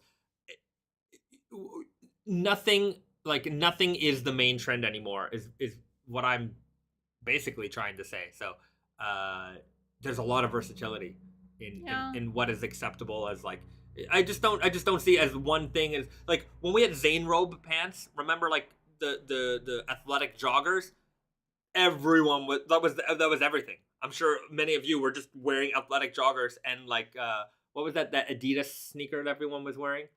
There was Yeezys, but there was another one. Oh, like yeah. Was it? It was before it became all that. Ultra Boost. Yeah. That's the like one. That, Yeah. Everyone was wearing that. And it was like, wow. Like, but now I just see a lot more variety out there in the world. Anyways, you guys let me know what you think about that. I think I rambled incoherently about that. Yeah, Do you think that trends are like kind of weird in a way that it's like, I mean, there's always variety. It's just that like maybe they tend to like pull strongly to one side, but I don't know. I mean, I feel like those the straight leg jean, for instance, it's like yes, it's I think it's more of there's trends and there's things just things that progresses, how people dress. Like when we look back of like fashions of 80s, fashions of 90s, fashions of whatever, like it's not specifically one trend, it's just the way they wore things. And I think that skinny jeans is not as popular as it is and it was a few years ago, and that's why like a lot of the things attentions are moving towards straight leg jeans. But like we don't really like, what we're trying to do is not like obviously chase after trends or anything like that. We just assess what people are actually wearing, what their like outfits actually are, and then we kind of pick up on, because the thing is like when everybody was wearing skinny jeans, there wasn't a point where like, oh, we don't need skinny jeans, you know what I mean? Like we just absolutely need a certain kind of fits in our basics. But let me interrupt and say that when we went from straight leg and boot cut jeans to skinny jeans, all of a sudden straight cut and boot cut jeans were gone. Whereas now, even if skinnier jeans aren't like the hot thing, I don't think skinny jeans are going anywhere. There will still be a customer base for slim leg jeans. Those people are still going to buy them. Yeah. The people who are wearing like regular fit are going to buy regular fit. People who want straight leg are going to buy straight leg. And I think that's what I'm trying to say with the trend versus like where the general directions are going, because like the flares and all that, like that was a trend in my opinion. And like, I don't know if that was a trend. Skinny jeans is not. It wasn't a. It was certainly a trendy thing, but it wasn't a trend. It didn't end at the trend. I don't think bootcut jeans were a trend. That was like 1970 all the way up until like skinny jeans came around. There was bootcut jeans. Like and they were no, but you're talking about flares. two different things. Like you're talking about like where everybody was wearing. Like wearing one thing, and that was just the way things were in the 70s. Mm-hmm. And then in the early 2000s or whatever, like when people were wearing those things, like it was a trendy thing. It wasn't like something that like everybody's outfit was this. It wasn't the same way when like 70s the blue cut jeans were. in the 70s when people were wearing bootcut jeans, I wasn't around for the 70s, so if you were, let me know. I just feel like everyone was wearing that type of silhouette of pant. Yes, That was I agree. that wasn't a, it was, that was Yes, it. that And was then into the trend 80s, then. you know, maybe the flares weren't as wide, but we were still wearing boot cuts. They were still flaring out at the bottoms. Into the 90s we were. And then into the 2000s, I feel like that's like a good 40-year run of wearing the silhouette. And then all of a sudden, skinny jeans showed up and it wiped that fit off the map. Like, really, I'm sure if you were selling that kind of fit in your store, you were selling like diesel Zathans and Zaytinis, that business dried right up. Everyone was buying skinny jeans. And that lasted from, yeah, I'm going to say around 2008 up until now, where it really dominated the field. Whereas these days, I would say that like starting now, and maybe the last couple of years, you're seeing a much wider adoption for different fits, right? Maybe that's because the skinny jean generation is growing up and they're starting to say, okay, well, you know, I don't fit these jeans the way I used to anymore. I want things that are a little bit wider, things that are a little bit more relaxed. We're certainly seeing, we're certainly seeing more of a, people gravitating towards larger sizes and wider legs. So that's normal. But I don't think our skinny jean culture is gonna I don't think. Yeah, I don't the think same that's going way away when- anyway. yeah. I don't think it's the same as like athletic track. To be fair, Yes, I agree with you. athletic track pants went from like that was a look to people wear track pants like sweatpants as an outfit today. So before that, I don't think you got like that wasn't a normal outfit that people would wear on the street. That might have been, I'm going to the gym, I'll wear that at home. But like as a fashionable outfit, I would say that is the branching from the athletic trend. Yeah. 100%. So like when that trend didn't ends, even really go away. It just kind when of became. trend ends, like like if it was a strong enough trend, there was just like it's acceptance into like the area where it's not trendy thing anymore, but it's also still acceptable and widely worn. And I think there's a the definite difference between what the long term, whether you call it trend or not, like long term thing, and then a short term thing. And we try not to we're not trying on short-term things stuff. But we definitely see that like everything that we are carrying into the and Naked and Famous line has to be something more classic long-term thing. And I think that straight leg jean definitely has a spot now that it's going to stay for a long time. Yeah. I'm just trying to think of like what are some like you want to see mid 2000s trends, just like watch an episode of Punk'd.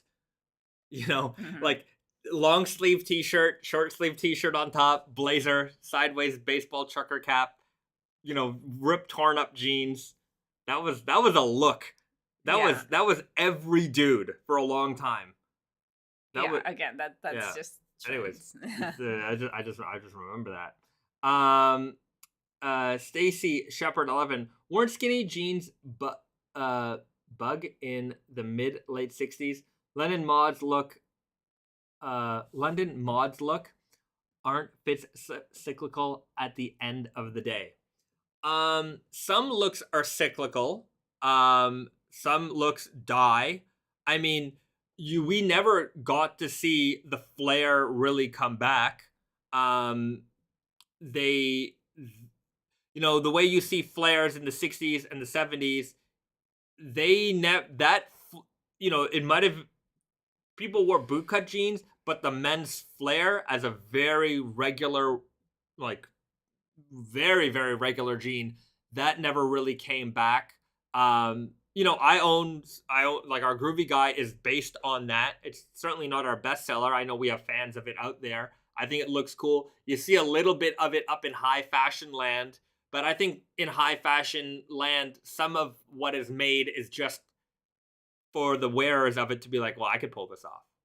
And you can, and it looks cool. And I don't think a flared jean doesn't look cool. I just think as a, like, in the 60s and the 70s, your dad might have wore flare jeans as like a normal thing. Yeah, like if you go to a store to buy jeans, the chances are you're gonna come back with the flare jeans. Yeah.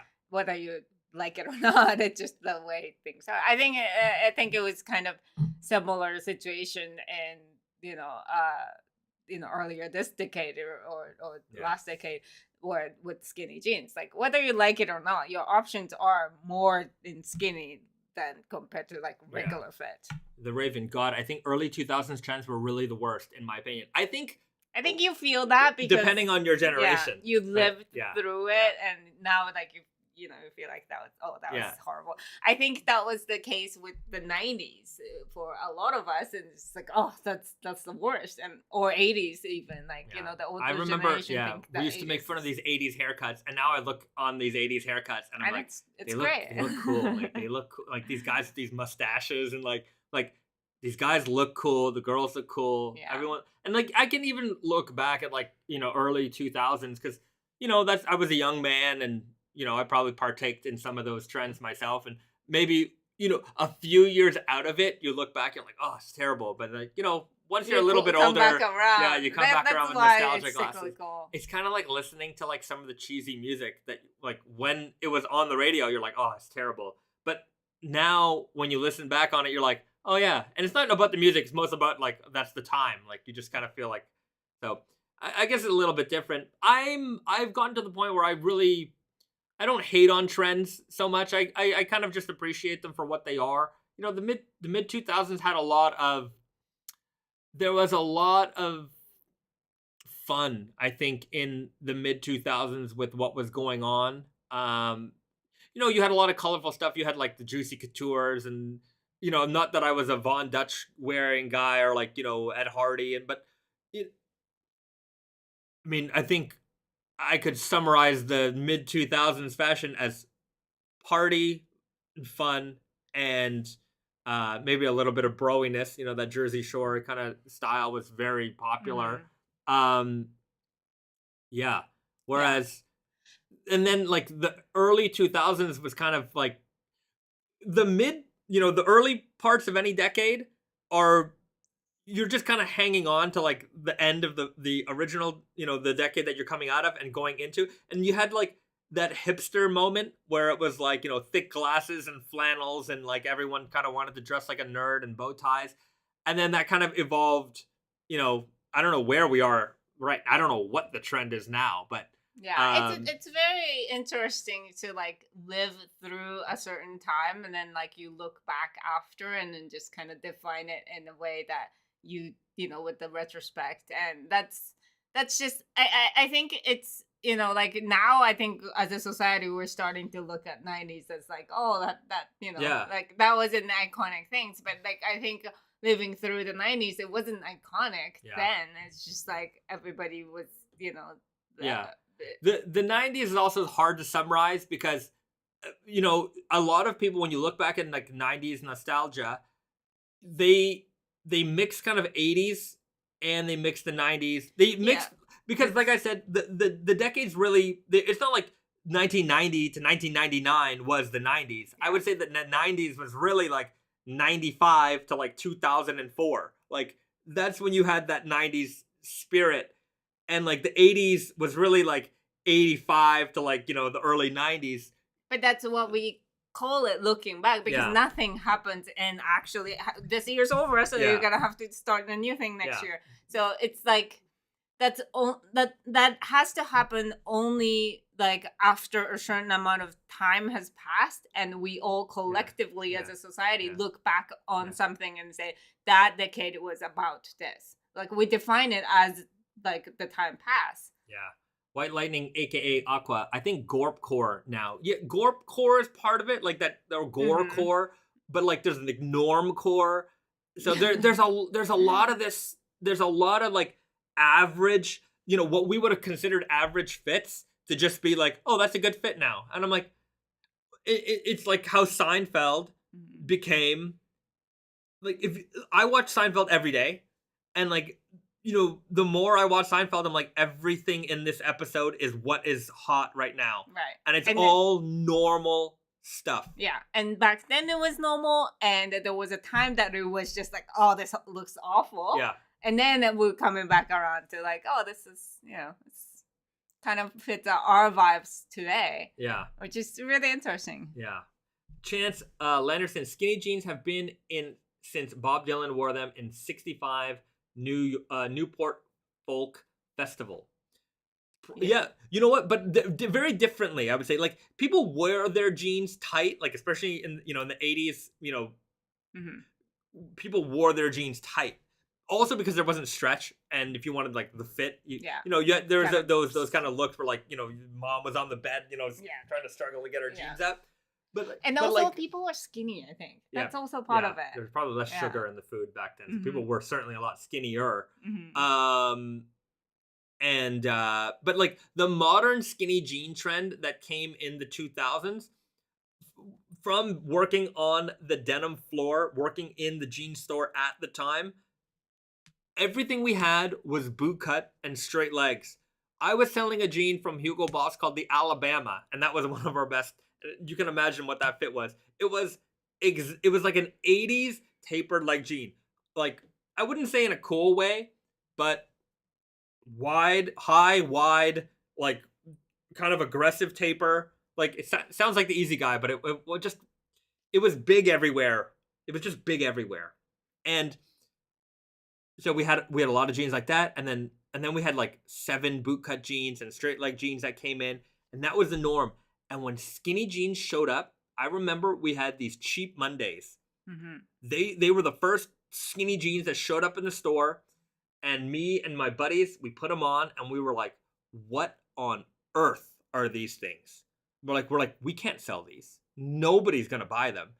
And to be fair, I don't think that the fit that whatever we had at the time was a great fit for a skinny jean, but it went from all of us being flabbergasted and not even being able to sell any of the skinny jeans that we had to like, we can't sell these bootcut jeans anymore. Everything went skinnier and skinnier and skinnier and skinnier. And I think that wave of skinny jeans was very different than like, the skinny jeans that came before.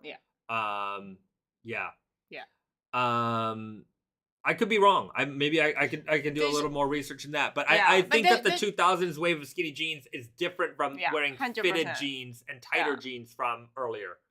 Yeah. 100%. And it's like, there's always like, oh, that person wore it first. That person wore it first kind of thing too. But, like, again, it's just like when it becomes a not just a trend, but a phenomenon, that's a different thing in fashion. Like you look at that afterwards to see like, oh, that defines that time. Yeah. Chase Franson, I think skinny jeans have been around longer than we think, especially in the early 2000s with the first wave of emo kids borrowing their sisters' jeans. I remember getting my first flared jeans in the girls section at Jean Machine in Mississauga, Ontario, Square One. And I think, and that was in the late 90s, early 2000s. I think the emo kids came. When did the emo kids show up? It was like 2000. It was the early late 90s. No, goth kids and emo kids were different.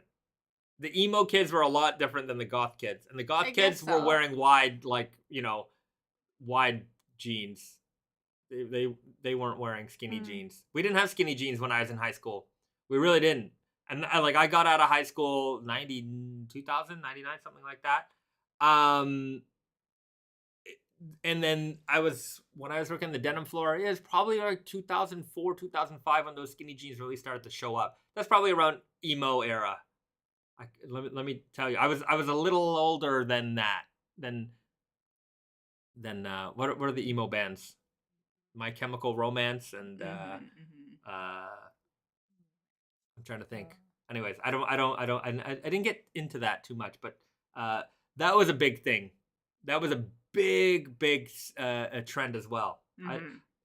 Hopefully, I'd love to see some documentaries on all these little subgenres that showed up around that time. What going from emo, that emo kind of style to hipster, right? Because I feel like there was definitely a difference there as well. Oh, 100%. It was very different. F1 hot rod. Anyone remember Carl Kanai or cross color pants? Yeah, I mean, the cross colors, the Carl Kanais, the Fubu's.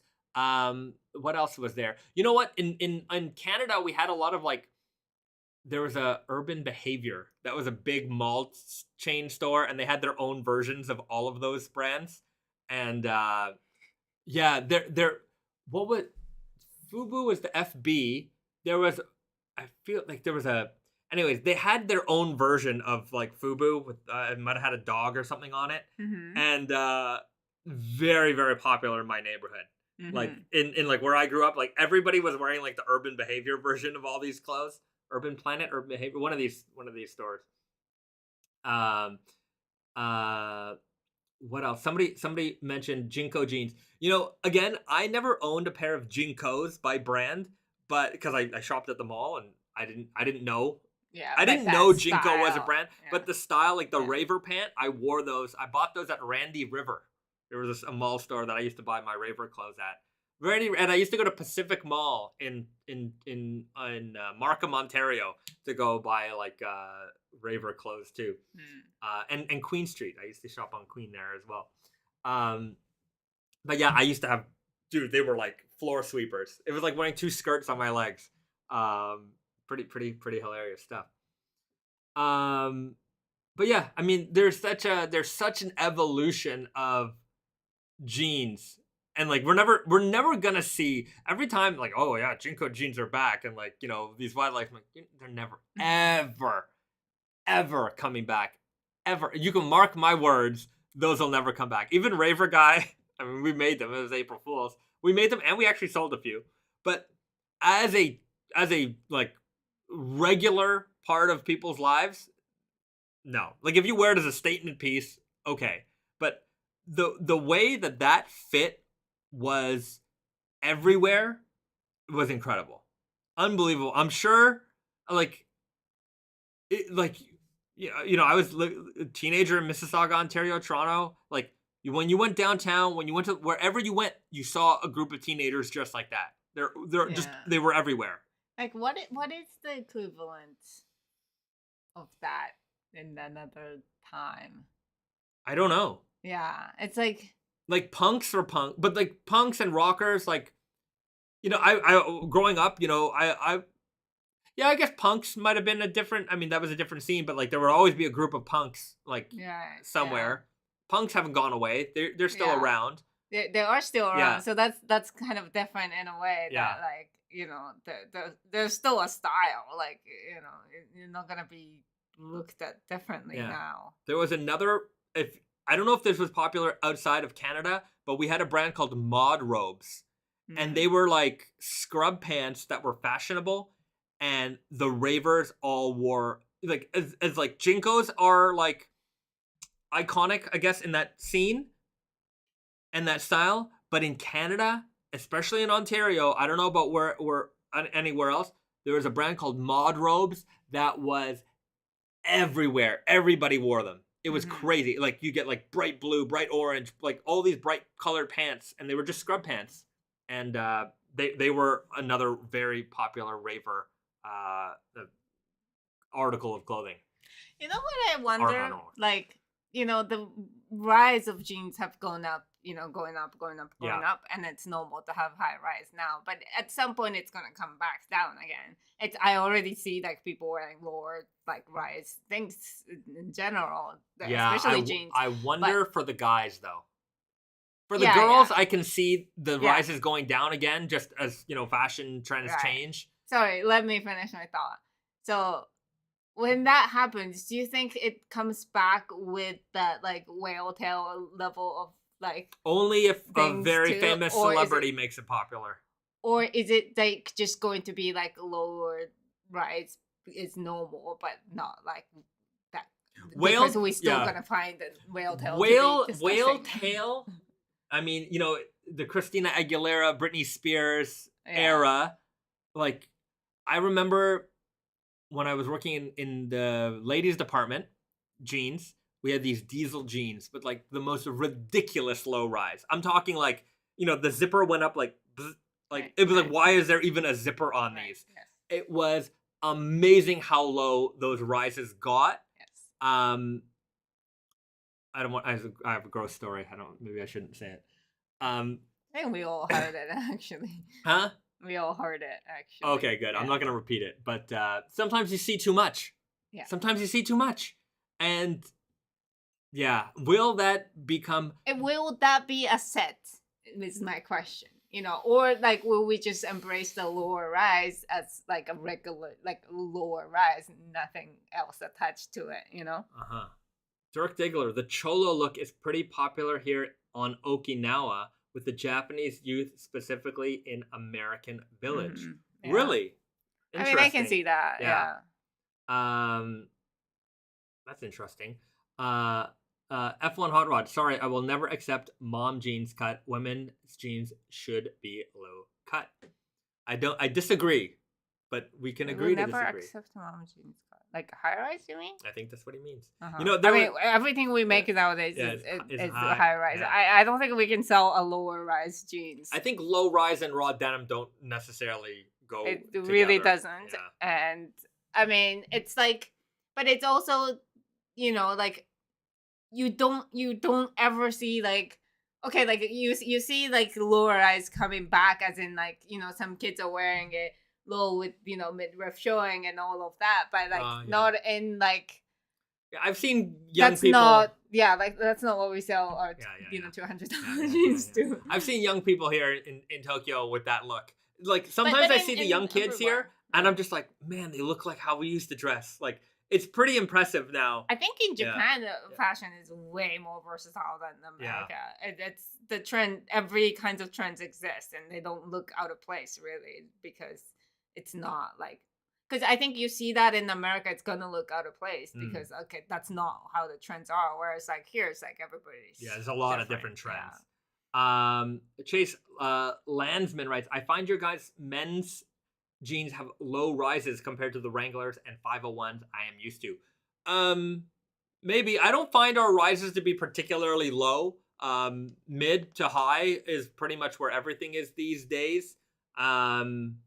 But yeah, I mean, find that it's harder for men's jeans to have higher rise especially for certain age groups, because you know, like your waist is, you know, with the women, like obviously it's all hips are always bigger than your waist, whereas like with men it's not necessarily the case. So when it's too high of a rise, maybe you have a gut that's you know what I mean. Men I mean it's definitely different for.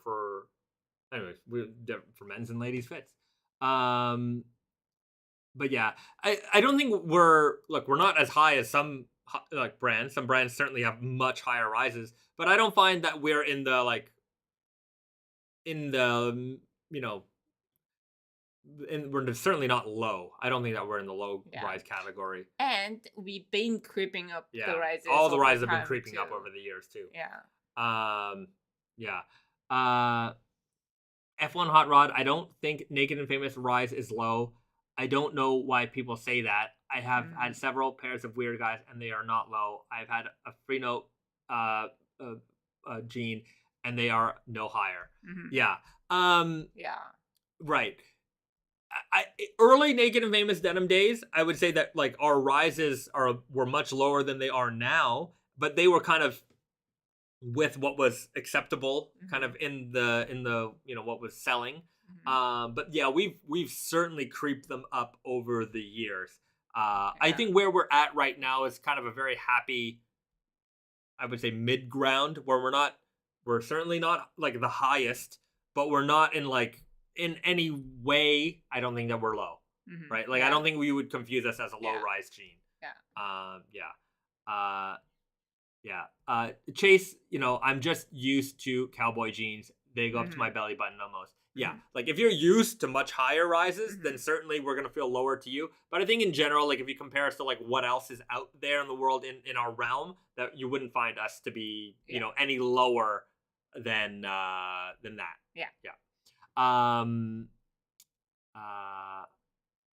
F1 Hot Rod, I don't like too high of a rise. I want to look like a badass, not Steve Urkel. Stefan, or do you want to look like Stefan Urkel? some TGIF for you there. Super guy could use a tiny bit higher rise, in my honest opinion. Yeah, maybe that's true. Maybe that's true. I could see that. Yeah. The Raven, I love high rise pants. In my opinion, Naked and Famous leans more towards mid rise. Proper high rise is at or something slightly below the navel. Okay. Yeah. Look, those classic high rises. I think that you're. Sure, it's fair to classify them as high rises, but you're talking about like that's the highest of rises, right? Like if a pants, yeah. If your jeans are going right up to your navel, like for a guy, then like it's really high. That's not like I wouldn't say that's not the norm, but it's not where most jeans are gonna lie. And I think where we are, we're in the in the higher percentage. Like higher rise percentage of where like most of the jeans are. I think these days. I mean, what the point is, I think what we try to do is to have a comfortable rise for a majority of people, and that doesn't cover everybody. Obviously, we make size 28 through 44. Like everybody's body is different too, so it's not like we can just say like this is a good rise for everybody. But I think what we try to do is just like the rise that works for most people without without people thinking it's too high or too low or whatever. I mean, like with some certain vintage fits, like they can get pretty high up there. Right. But it just feels uncomfortable. It just looks uncomfortable. It just I guess when you're comparing against the highest of the high, then we're not there. But I don't think that most people are looking for that either, right?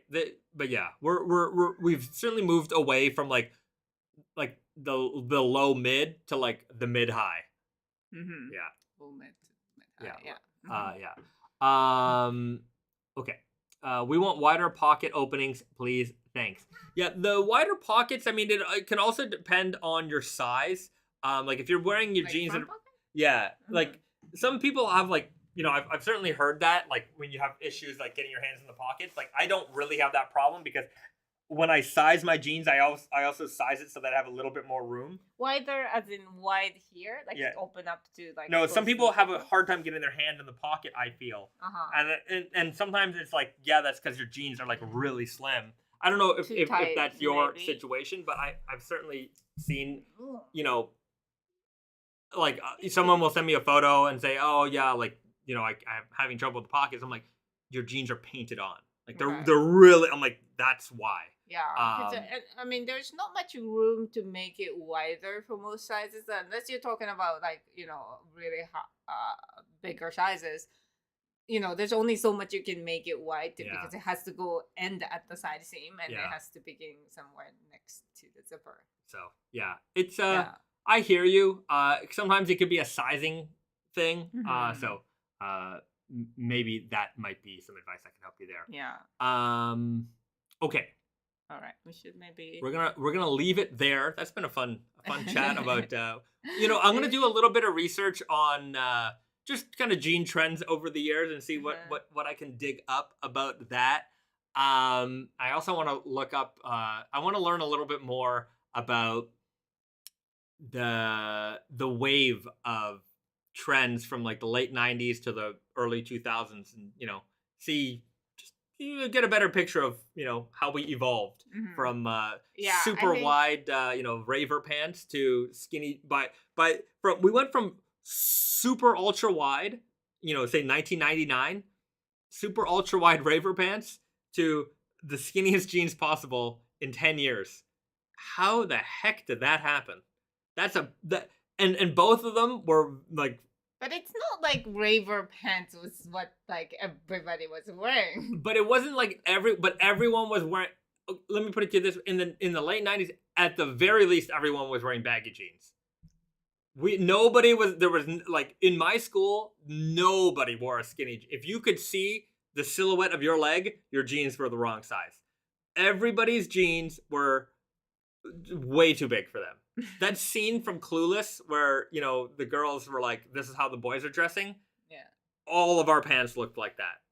I mean, but again, like, you know, it's not that it was bigger sizing.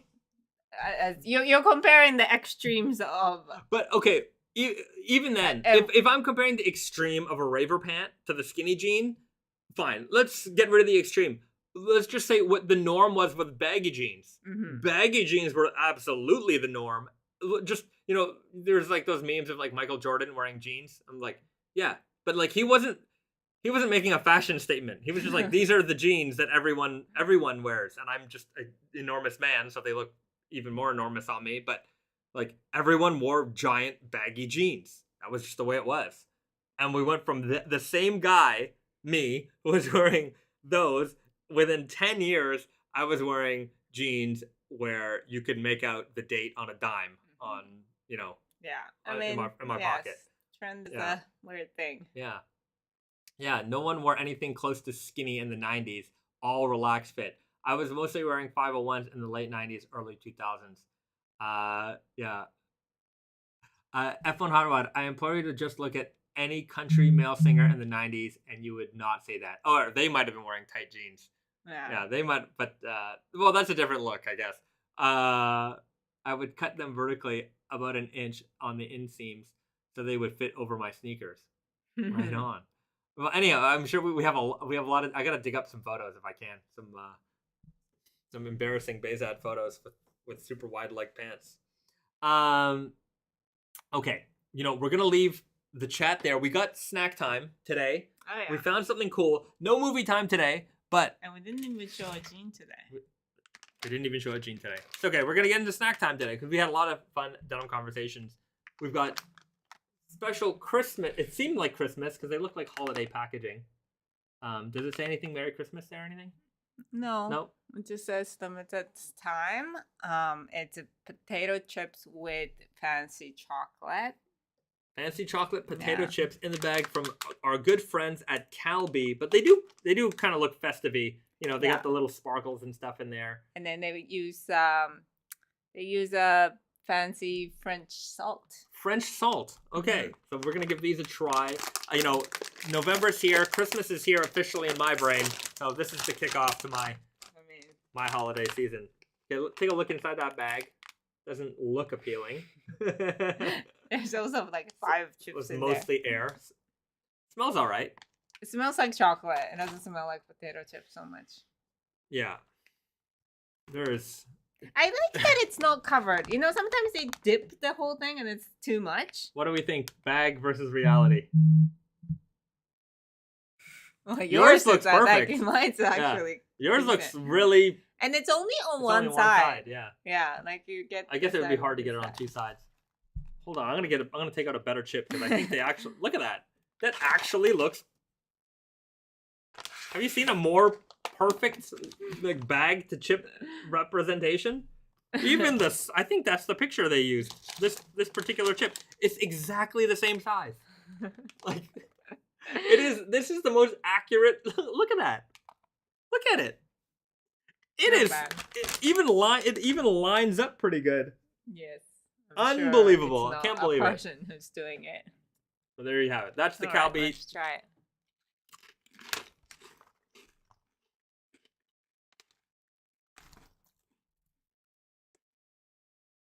I mean, okay. Like I said earlier, when they dip the potato chip in chocolate, the chocolate becomes too much and it's not a great taste. I prefer this amount of chocolate because it's sweet and it's not too offensive. It's not a gross taste. If you put these out at a Christmas party, they'd be okay. They'd be well received. Yeah, you're not gonna have a whole bag of this because just too much. Might be, yeah. A couple of chips, I think it's delightful. Yeah. The Raven, I'd buy that for $1. These were probably around $1. Something like that. Vance Edwards, Lay's isn't the only company to skimp on the chips. No, they're all in cahoots. Robert Eubanks. JR, good question. Will the MIJ10s be released in the True Guy? No, not in the True Guy. And will they be released this year? Maybe. Can? Yeah. It's possible. It's possible. Possible. They're on. Might be very close to the end of the year, but they will be available in Easy Guy. Yeah. Super Guy, Weird Guy, Easy Guy. Yeah. And Denim Jacket. Vance Edwards, I'm curious, would any of you be interested in the thermochromic jeans making a return? I am. Maybe. Fun. I liked that idea, and I think it's very Naked and Famous. Okay. That forms the brand in a certain way. I'm gonna leave this video with a funny story about the thermochromic denim because, I often talk about how I don't want to get sued. I don't want to say I want to stay at it. Just not gonna make claims. I don't want to get in trouble. Right. One of my favorite times that we almost got sued was over this jean because we called it thermochromic denim. That is like the generic term for this type of dye, this heat activated dye, thermochromic. It's like, bathroom tissue versus Kleenex, bathroom or like tissue paper versus Kleenex. Kleenex is a brand name. You can't call your product Kleenex unless it is from Kleenex, the company. There is a company that used thermochromic dyes in their products, and they had their own term for it, which we never used. We never, ever, ever, ever, ever, ever, ever, ever, ever, ever used it, ever. And they tried to sue us, saying that, and the lawyer's letter said that we realized that your product doesn't say it, but on websites such as Google, literally, on websites such as Google and Facebook, people have referred to your product with our trade term. And I'm like, I don't control Google. I don't control Facebook. We told them to shove it. Anyways, nothing happened with it. But like, you have to understand how litigious some of these a-holes are. And yeah, they literally try. I'm not going to say what brand, but another brand tried to sue us over the use of the word raw in a raw denim product. I'm just saying. I mean, there are a-holes out there, and it was like, yeah, you sell raw denim. You can't use that term. I'm like, what? Yeah, here's anyways. Yeah. I'm not gonna name them because they're probably gonna come back and try and sue us again for saying something. But like, yeah, there are a-holes out there, and they're all big companies, and they're just like, they've got lawyers who have nothing better to do than to try and make sure that their salaries are worth something.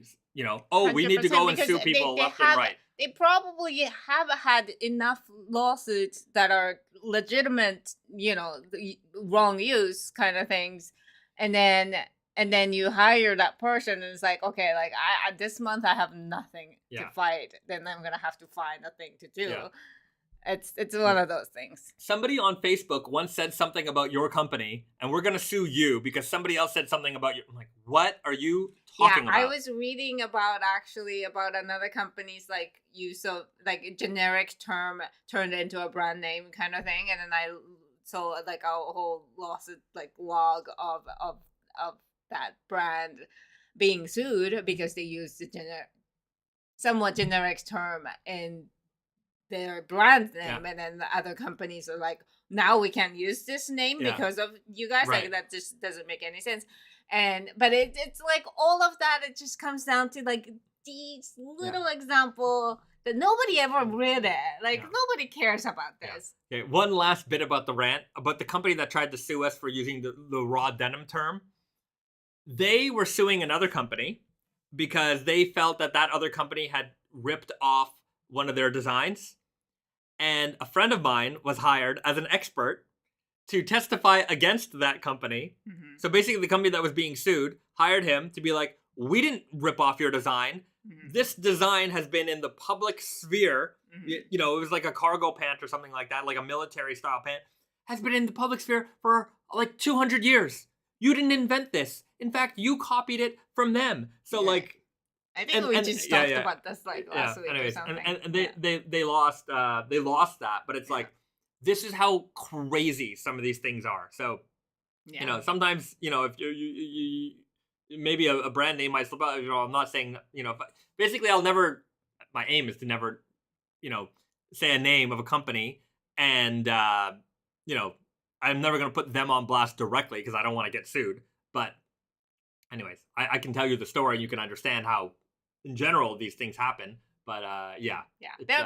They're in my mind, there are like the same kind of people as like, you know, sometimes like you like, you know, you forget to register your name, your URL or your trademark or whatever, and then they just threaten you to like either sell you that, like, if you want this URL, then you're gonna have to pay me this much, or like, you know, like things like that. It's like, you only got the trademark because, or the URL because of us. Like, why are you? Yeah, you registered it before me. Yeah, it's the same kind of people. Yeah, just the scum of the earth. Yeah. Can you imagine a world without lawyers?